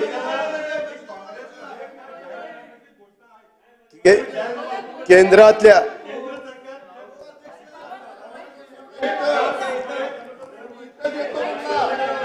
अध्यक्ष महोदय, केंद्रातली योजना असली तरी हिशोब काढा. आपले 10% धरले आणि 100% महिला तिकडच्या धरल्या तर 25,00,000 कोटी, 25,00,000 कोटी. आपल्या इथं राज्याचं देशाचा GSTचं जे उत्पन्न आहे ते आहे 22,00,000 कोटी आणि 25,00,000 कोटी. काही पण म्हणजे न पटेल असं. आणि का मला त्यांनी सांगितलं लबाडा घरचा आवतनं, जेवल्याशिवाय काही करत नाही, तसंच त्यांचं आहे. मी तेही सांगेन 2004ला 3-4ला ज्यावेळेस सुशीलकुमार शिंदे राज्याचे मुख्यमंत्री होते त्यावेळेस आम्ही देखील त्या सरकारमध्ये होतो. त्यावेळेस आमचं जास्त चालत नव्हतं, आम्ही तिथं सिनियर म्हणून मोडत नव्हतो, आपण सेकंड लाईनीत असायचो जयंतराव. आणि त्यावेळेस मोफत वीज बिल करायचा निर्णय घेतला. एक बिल मोफत दिलं आणि पुन्हा सरकार आल्यानंतर म्हणले हे चुनावी घोषणा होती, खरं नव्हतं. आणि नंतर ते मागं घेण्यात आलं, ते मागं घेण्यात आलं. ही गोष्ट खरी आहे, मी त्याचा साक्षीदार आहे. मला महाराष्ट्राला सांगायचं आहे की मागं त्यांनी ती पूर्ण नेलं नाही, केलं नाही.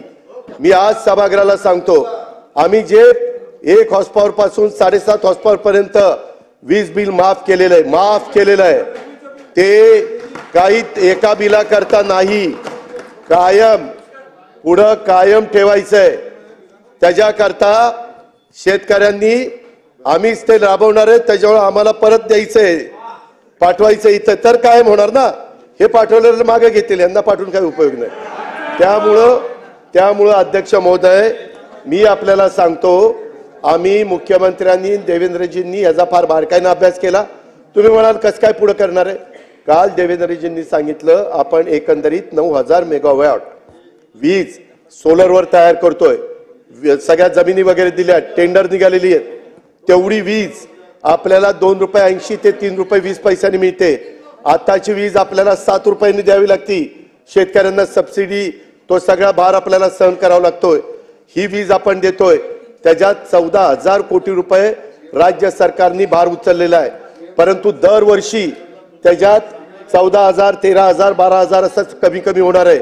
आणि स्वतः ऊर्जा मंत्र्यांनी काल सभागृहाला सांगितलेलं आहे की या सगळ्या गोष्टीला 1.5 वर्ष लागणार आहे. त्याच्यामुळे कामं जोरात चाललीत, कारण त्यांना, त्या उद्योगपतींना केंद्राची 30% सबसिडी मिळवायची आणि ती सबसिडी मिळवण्याच्या करता त्यांना तो प्रकल्प मर्यादित काळात मार्गी लावणं गरजेचं होतं. जमीन तर आपलीच आपण त्यांना दिलेली आहे, त्याच्यावर तो काही प्रश्न नाही. त्यामुळं हे जे काही आता सांगतायत, ह्यांनी सांगितलेला चुनावी जुमला आहे, आम्ही सांगितलेला चुनावी जुमला नाही. हे पण मी आपल्याला सगळ्यांना सांगेन. अध्यक्ष महोदय, त्यामध्ये महाराष्ट्र राज्याचा विचार आपण, मला नेहमी सन्माननीय सदस्य म्हणायचे की ₹500 सिलेंडरला, जयंतरावांनी पण सांगितलं सिलेंडरला ₹500 देण्याचा विचार करा. उलट मला सभागृहाला सांगायचं आणि सभागृहाच्या मार्फत या राज्याला सांगायचं आहे, आम्ही ज्या चांगल्या चांगल्या योजना देतोय त्या लोकोपयोगी योजना आहेत, लोकांचं भलं करणाऱ्या योजना आहेत. परंतु जाणीवपूर्वक त्याच्यामध्ये आडकाठी घालण्याचा प्रयत्न विरोधकांच्याकडनं त्या ठिकाणी केला जातो. महाराष्ट्राचा जर विचार केला तर जसं प्रधानमंत्री उज्ज्वला योजना 2016 पासून देश पातळीवर आहे, मे 2024 पर्यंत या योजनेतनं 52,16,000 कुटुंबाची गॅस जोडणी झालेली आहे. याचा विचार करता आम्ही 52,16,000 कुटुंबांना राज्य सरकारतर्फे 3 सिलेंडर देणार आहोत. खुल्या बाजारात त्या सिलेंडरची किंमत ₹830 आहे. म्हणजे उज्ज्वलामधनं लाभार्थ्यांना ₹300 देतात मोदी साहेब. त्याच्यामुळं 12 सिलेंडरला ₹530 त्यांना द्यावे लागतात. कुणाला? आमच्या लाभार्थ्यांना. आता आम्ही महिलांना आता आम्ही ₹830 देतोय. ₹830. जयंतराव, तुम्ही मला म्हणलं 3 मोफत सिलेंडर देण्याऐवजी सिलेंडरची किंमत ₹500 करा. ती ₹500 केली तर साधारण ₹30 ₹360 त्या महिलेला जात आहेत. आता आम्ही ती 830 देतोय.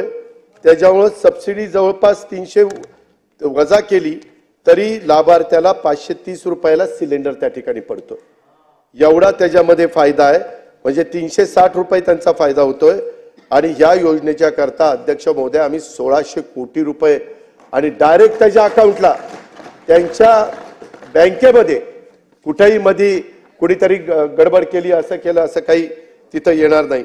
अध्यक्ष महोदय, आम्ही सगळ्यांचा विचार करत असताना आमच्या लक्षात आलं युवा पिढी, युवक युवतींचा आम्ही विचार केलाय. आणि त्याच्यामध्ये कुठल्याही परिस्थितीमध्ये पदवी घेतल्यानंतर नोकरीची संधी त्यांना मिळत नाही किंवा डिप्लोमा घेतल्यानंतर. त्यामुळं बेरोजगारी कमी करण्याच्या करता आम्ही मुख्यमंत्री युवा कार्यप्रशिक्षण योजना आणली. त्याच्यामध्ये हे प्रशिक्षण देत असताना युवा युवतींना जे त्याच्यात येतील 10 लाख विद्यार्थी घेणार आहे आणि त्यांनी वर्षभर त्याचा फायदा घ्यायचा. मग ते 10 लाख बाजूला जातील, पुढच्या वर्षी नवे 10 लाख त्याच्यात येतील. असं करत करत ही योजना आम्ही ती चालू ठेवणार आहे. अध्यक्ष महोदय, ह्याच्यामध्ये आम्ही त्यांना शिकवल्यानंतर 1 वर्ष त्यांनी अप्रेंटिसशिप केली की कदाचित त्या कंपनीवालेच म्हणतील हा चांगला मुलगा आहे किंवा मुलगी आहे, तो तिथं लावून घेईल, किंवा त्याला तो अनुभव आल्यानंतर त्याचा कॉन्फिडन्स वाढेल. आणि तो स्वतःचा काही व्यवसाय सुरू करेल किंवा तो कुठल्या दुसऱ्या कंपनीत पण सांगू शकेल की मला 1 वर्षाचा अनुभव आहे, मी माझी पाठी कोरी नाहीये, मला अनुभव आहे, मी तशा पद्धतीने अनुभव घेतला. या प्रकारे बेरोजगारी कमी करण्याचा फार महत्वाचा क्रांतिकारी निर्णय यामुळे महायुतीच्या सरकारने घेतलेला आहे. मूळ चांगल्या योजनेकडे दुर्लक्ष करून टीका जरी या विरोधकांनी केली तरी ही राज्यातल्या युवकांच्यासाठी रोजगाराची संधी निर्माण झालेली ही वस्तुस्थिती अध्यक्ष महोदय त्या ठिकाणी आपल्याला नाकारता येणार नाही. मुलींना मोफत शिक्षण योजना फसवी, कस काय सन्माननीय विरोधी पक्ष नेते फसवी म्हणली मला कळत नाही. अध्यक्ष महोदय त्याच्यामध्ये 2,05,000 मुलींना त्याचा फायदा होणार आहे. त्या शेतकऱ्यांच्या मुलगी असतील, गरिबांच्या असतील, त्याच्यामध्ये सगळ्या जाती धर्माच्या असतील. इथं वेगळ्या पद्धतीचा नरेटिव्ह सेट करण्याच्या करता, फेक नरेटिव्ह सेट करण्याच्या करता सांगतात की आमच्या समाजाला दिलं नाही, तमक्या समाजाला दिलं नाही. ह्या सगळ्या योजना सगळ्या जाती धर्माच्या लोकांना नाही आहेत. त्याच्यामध्ये मागासवर्गीय आहेत, त्याच्यात आदिवासी आहेत, दुर्बल आहेत, 18 पगड जातीचे लोक आहेत, अल्पसंख्याक आहेत, सगळे लोक आहेत. अध्यक्ष महोदय अहो भावांना हे दिलं ना, अहो रोजगार दिला ना. थांबा, अध्यक्ष महोदय भावांना रोजगार दिला. ऐका, मी भावांवर येणार आहे, मी सांगतो भावांना काय दिलं ते. अध्यक्ष महोदय हे सरकार शेतकऱ्यांच्या पाठीशी खंबीरपणे त्या ठिकाणी उभं आहे. अध्यक्ष महोदय खरं तर हवामान बदलाचा परिणाम शेतीवर होतो. सातत्याने येणाऱ्या नैसर्गिक आपत्तीमुळे माझा शेतकरी बळीराजा प्रचंड अडचणीत येतोय. त्याच्यामुळे शेतकऱ्यांना उभं करण्याच्या करता काही धाडसी निर्णय आम्ही घेतले ना, ते आमच्या भावाकरताच आहेत, ते आमच्या वडिलाकरताच आहेत. नमो शेतकरी सन्मान योजना भावांकरता नाहीये. 1 रुपयामध्ये पीक विमा योजना भावांच्या करता नाहीये. गोपीनाथ मुंडे शेतकरी सुरक्षा सानुग्रह अनुदान भावांकरता नाहीये.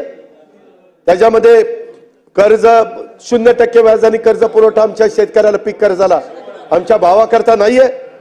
बियाणावरील अनुदान, पीक कर्ज, नुकसान भरपाई ही भावाकरता नाहीये. हमी भावाने खरेदी यासारख्या योजना शेतकऱ्यांच्या करता, भावांच्या करता आहे ना, त्यात आणखी सक्षमपणे राबवण्याचा आम्ही निर्णय घेतोय ना. परंतु या व्यतिरिक्त काही धाडसी निर्णय घेण्याची गरज होती. त्यामुळे अतिशय विचारपूर्वक मुख्यमंत्र्यांनी, दोन्ही उपमुख्यमंत्र्यांनी, सरकारने काही सवलती आणि योजना शेतकऱ्यांच्या करता सुरू केल्यात. नमो शेतकरी सन्मान निधी योजनेमध्ये आजपर्यंत 92,43,000 शेतकऱ्यांना 5,318 कोटी रुपयाचं अनुदान दिलं. हे आमच्या भावांच्या करता नाही दिलं का? त्याच्यामध्ये हे 52,82,00,000 रुपयाचं वाटप 2,794 गोपीनाथ मुंडे शेतकरी अपघातमध्ये दिलं. कर्जमुक्तीमध्ये 14,33,000 शेतकऱ्यांना 5,190 कोटी रुपये अदा त्या ठिकाणी केलेले. अध्यक्ष महोदय मला आपल्याला सांगायचंय, सभागृहाला पण सांगायचंय, हे लोकांना सांगतात की यांनी काही दिलं नाही, काही दिलं नाही. शेतकऱ्यांच्या करता दुष्काळाकरता आम्ही 4,000 कोटी रुपये दिले. नमो शेतकऱ्यांकरता 6,000 कोटी रुपये दिले. 1 रुपयात पीक विमा 5,500 कोटी रुपये राज्य सरकार शेतकऱ्यांचं भरतंय. त्याच्यामध्ये कापूस आणि सोयाबीनला त्याच्यात 5,000 कोटी रुपये आपण ह्या 2 घटकाला देतोय, 5,000 रुपये हेक्टरी. त्याच्यामध्ये कांदा उत्पादक शेतकऱ्याला आपण जवळपास 850 कोटी रुपये मागे दिले.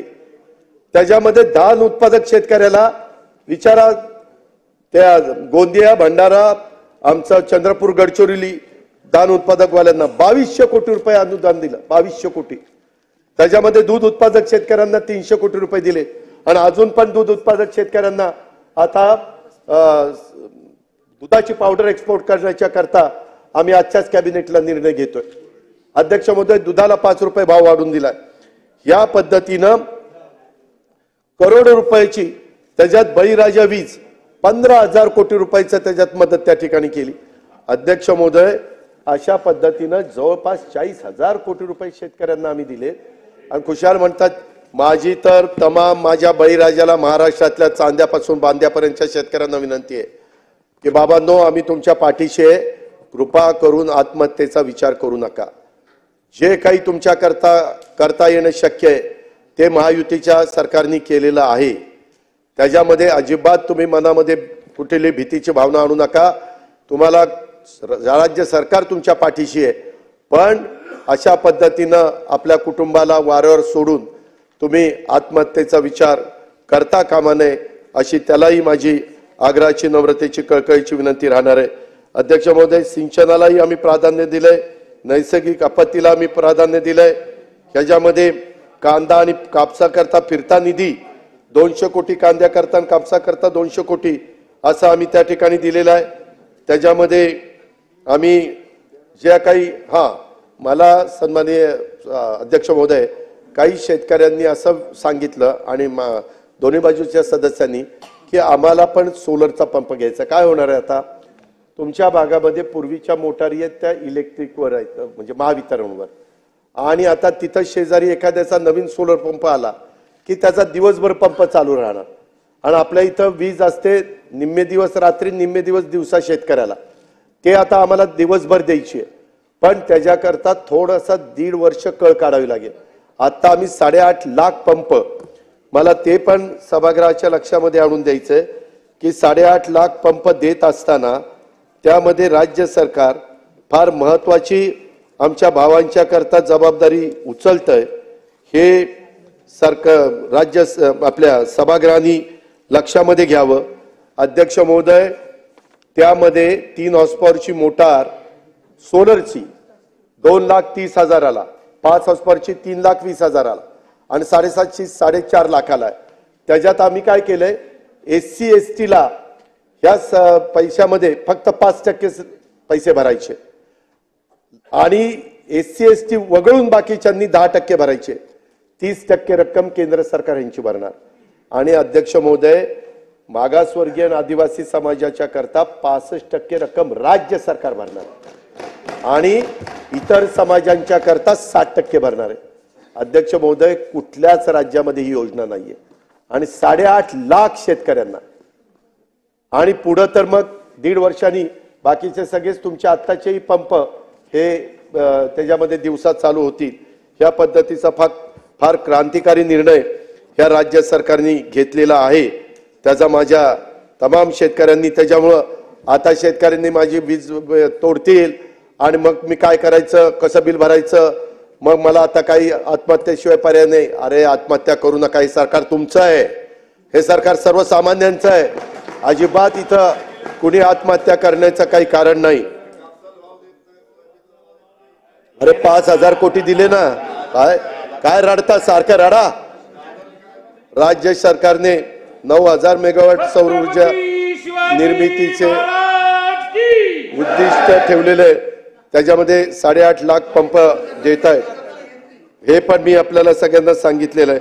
अध्यक्ष महोदय, त्याच्यामध्ये शेळी, मेंढी, कुक्कुटपालन यांच्याकरता समाजातल्या सर्व घटकाच्या करता योजना आणल्या आणि अजून एक योजना आणली, अटल बांबू समृद्ध योजना.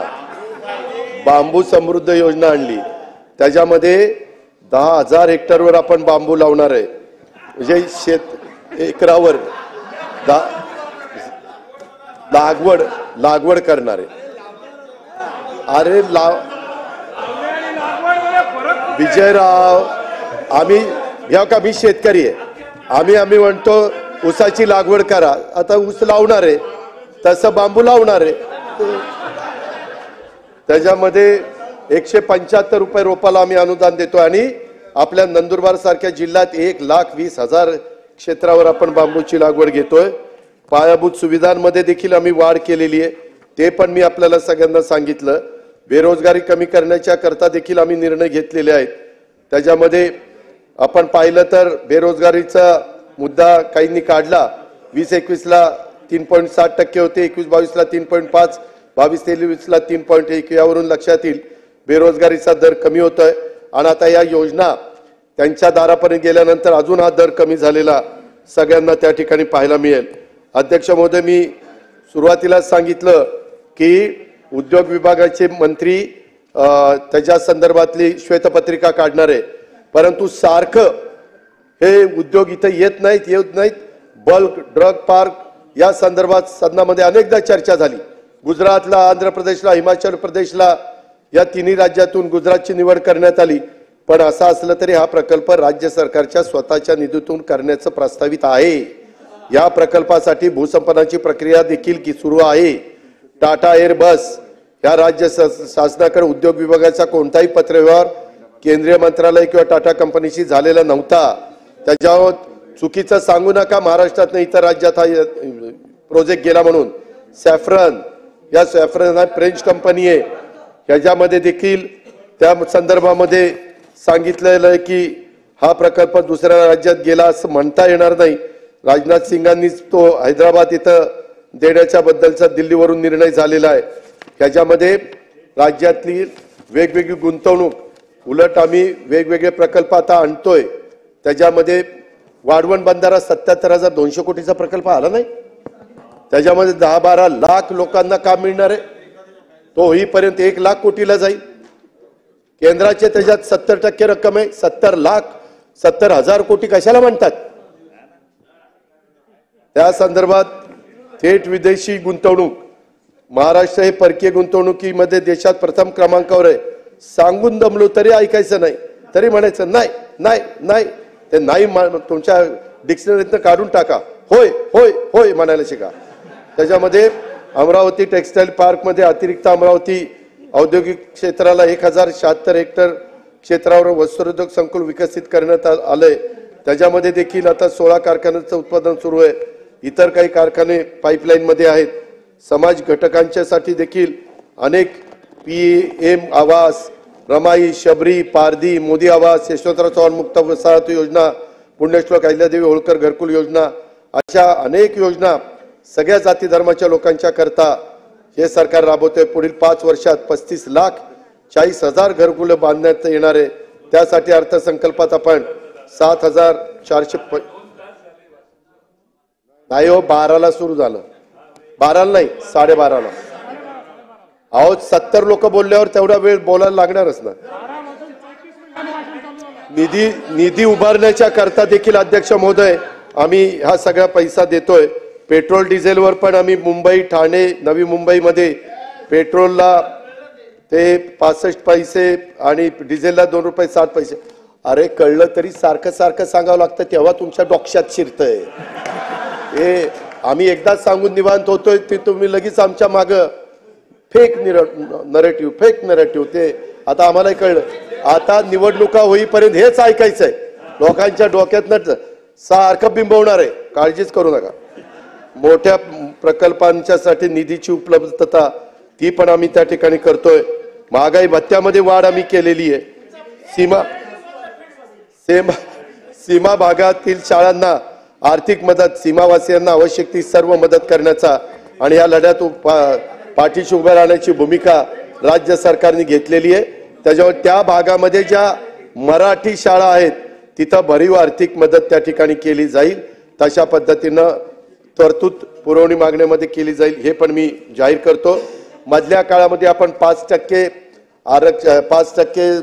क्रीडापटूंना नोकरी देण्याचा निर्णय घेतला। पण काही जण एवढं नाव कमवतात आपल्या देशाचं, राज्याचं, त्यांच्या कुटुंबाचं आणि त्याच्यावर प्रावीण्य प्राप्त खेळाडूंना थेट नियुक्ती, जसं कल्पना राऊत असेल अशा अनेक मुलींची नावं घेता येतील। सॉरी कविता राऊत, मी कविता राऊत असेल किंवा इतर अनेक सन्माननीय खेळाडू असतील त्यांच्याकरता परवाच कॅबिनेटने एक निर्णय घेतला। खेळाडूंच्या थेट नियुक्तीसाठी पात्र क्रीडा स्पर्धा आणि क्रीडा अर्हता यामध्ये सुधारणा करण्यात आली। खेळाडूंना त्यांच्या अर्हतेनुसार क्लास 1, क्लास 2, क्लास 3 मधील संवर्गात नियुक्तीसाठी 551 पदांना आकृतीबंध आम्ही त्याला मान्यता दिलेली आहे। त्याच्यावर ते खेळाडू जे टॉपचे आहेत ते थोडेसे नाराज होते, काही जण इतर राज्यामध्ये गेली म्हणून राज्य सरकारने हा फार महत्त्वाचा निर्णय त्यांच्याकरता घेतला। आता त्यांना त्यांच्या क्वालिफिकेशन प्रमाणे क्लास 1, क्लास 2, क्लास 3च्या नोकऱ्या मिळतील। त्याच्यामध्ये मी असंही जाहीर करतो की त्याच्यामध्ये सन्माननीय विनय कोरेंनी आणि कोल्हापूरवासियांनी सगळ्यांनीच मागणी केली होती की ज्योतिबा प्राधिकरण स्थापन करण्याबाबत श्री ज्योतिबा मंदिर परिसरामध्ये खूप चांगला आराखडा तयार केलाय। त्याच्या आजूबाजूला डोंगराच्या परिसरातील गावांचा विकास आराखडा तयार करण्याच्या दृष्टिकोनातून नियोजन प्राधिकरणाची आवश्यकता आहे। यावर शासन स्तरावर कारवाई चालू आहे। मी उत्तराच्या भाषणात श्री ज्योतिबा मंदिर व परिसर विकास उत्कर्ष प्राधिकरणाची स्थापना करण्यात येईल असं जाहीर करतो। तसंच जगद्गुरु संत श्रेष्ठ निवृत्तीनाथ महाराज संस्थान त्र्यंबकेश्वर नाशिक मधल्या सगळ्याच सन्माननीय मान्यवरांची सतत मागणी होती। जगद्गुरु संत श्रेष्ठ निवृत्ती महाराज हे वारकरी संप्रदायातले संतांचे मोठे गुरुबंधू मानले जातात। त्यांच्या समाधीस्थळ असलेल्या श्री क्षेत्र त्र्यंबकेश्वर विकास आराखडा तयार करून त्यास देखील आवश्यक तो निधी दिला जाईल हे पण मी जाहीर करतो। अनेक शिक्षण प्रसारक मंडळ पुसद यवतमाळ इथे 94 पासून 110 वर्षापेक्षा जास्त संस्था आहे। फार जुनी संस्था आहे। तिथं देखील त्यांच्याकरता इमारत आणि मूलभूत सोयींच्या करता 2 कोटी रुपयाचा निधी जाहीर करतो आणि अमरावती शहरामध्ये IT कंपन्यांच्या करता वर्क फ्रॉम टाउन ही संकल्पना अंमलात आणण्याच्या करता युवकांना रोजगार उपलब्ध करून देण्याची घोषणा देखील मी आजच्या उत्तराच्या ह्याच्यामध्ये करतो। IT पार्क त्यामध्ये अजून एक सन्माननीय जयंतरावांनी हा मुद्दा काढला होता। ते पालक नाही थोडं अजून राहिलंय। अहो काही थोडक्यात जाते 55 पर आलं होतं किती 56 वर आलं ना आपलं शेवटचं 48 त्याच्यावर ते कधी काय होईल सांगता येत नाही। नाही सांगली जिल्ह्यात आदर्श शाळा बांधण्यात आलेल्या आहेत। तो आता प्रकल्प सातारा जिल्ह्यात मुख्यमंत्र्यांनी आणि शंभूराज देसाई तिथं राबवत आहेत डुडी ते हे तसं आपण राज्यात सगळीकडे हे योजना राबवतोय। सगळ्या पालकमंत्र्यांना त्याच्याबद्दलच्या सर्व जिल्ह्यात आदर्श शाळा प्राथमिक आरोग्य केंद्र आणि अंगणवाडी आणि ग्रामपंचायती इमारती उभ्या राहतील। सर्व जिल्हाधिकाऱ्यांना तशा सूचना दिलेल्या आहेत। त्याच्यामध्ये तिथं ज्या पद्धतीनं झालंय त्याचं अनुकरण सगळीकडे करायचंय। आता तुम्ही इथनं पुढे माझं अनुकरण करा। तुमचं एक ऐकलंय तर माझं एक ऐका। त्याच्यामध्ये शहीद तुकाराम ओंबाळे स्मारक हे शंभूराज ओंबळेंचं स्मारक जावळी तालुक्यात त्यांचं स्वतःचं गाव आहे। मला वाटतं छत्रपती आपल्या ह्यांनी शिवेंद्र बाबांनी मागणी केलेली होती त्याच्याकरता पण निधी त्या ठिकाणी दिला जाईल। मी मगाशी सांगितलं की पद 1,08,506 पद त्या बाबतीमध्ये भेटले।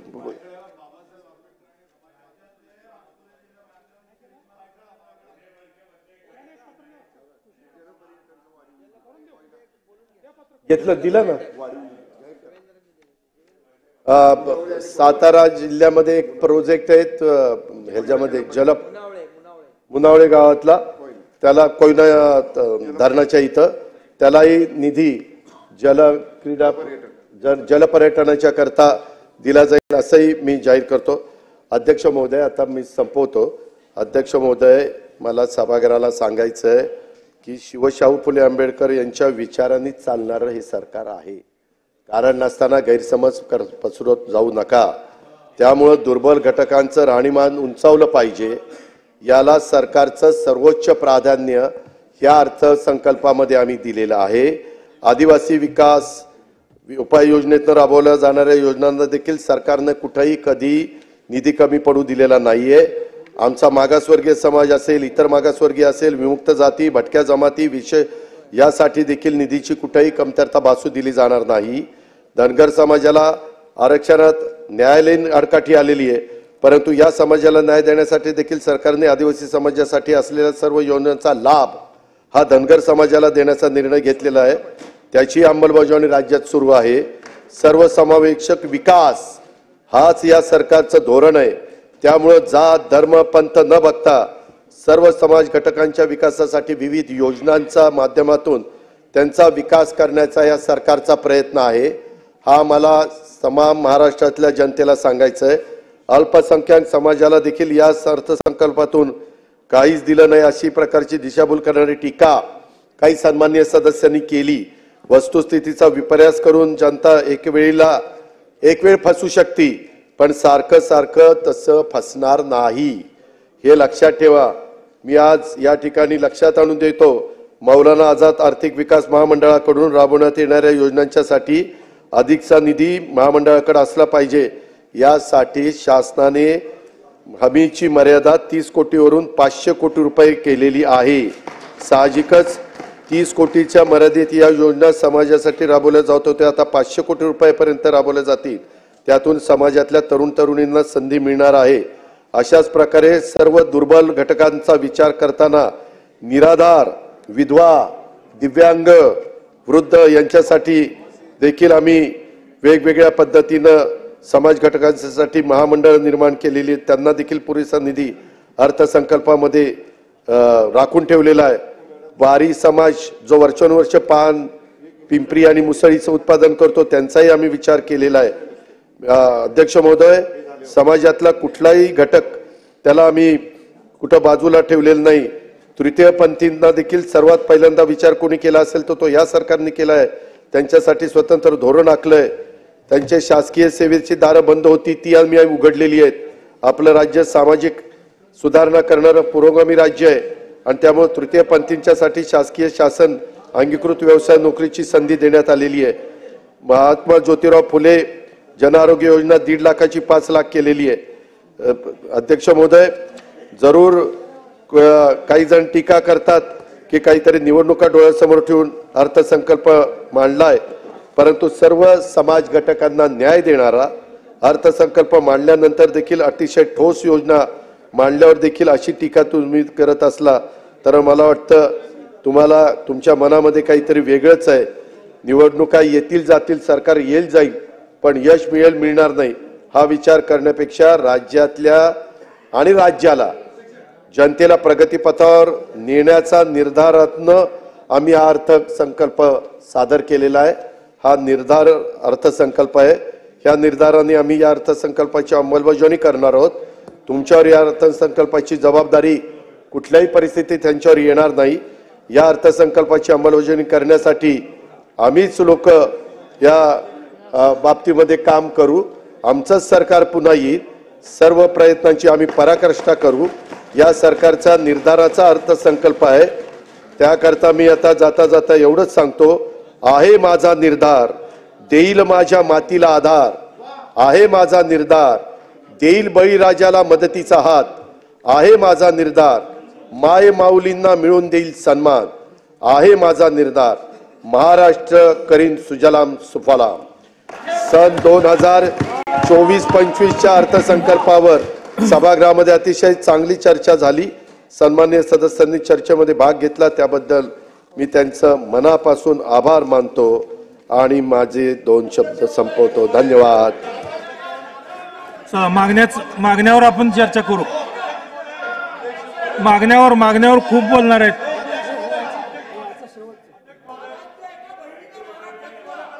आता अतिरिक्त संकल्पावरील सर्वसाधारण चर्चा समाप्त झाली आहे. चला काय मागण्यावर चर्चा करू. मागण्यावर चर्चा करायला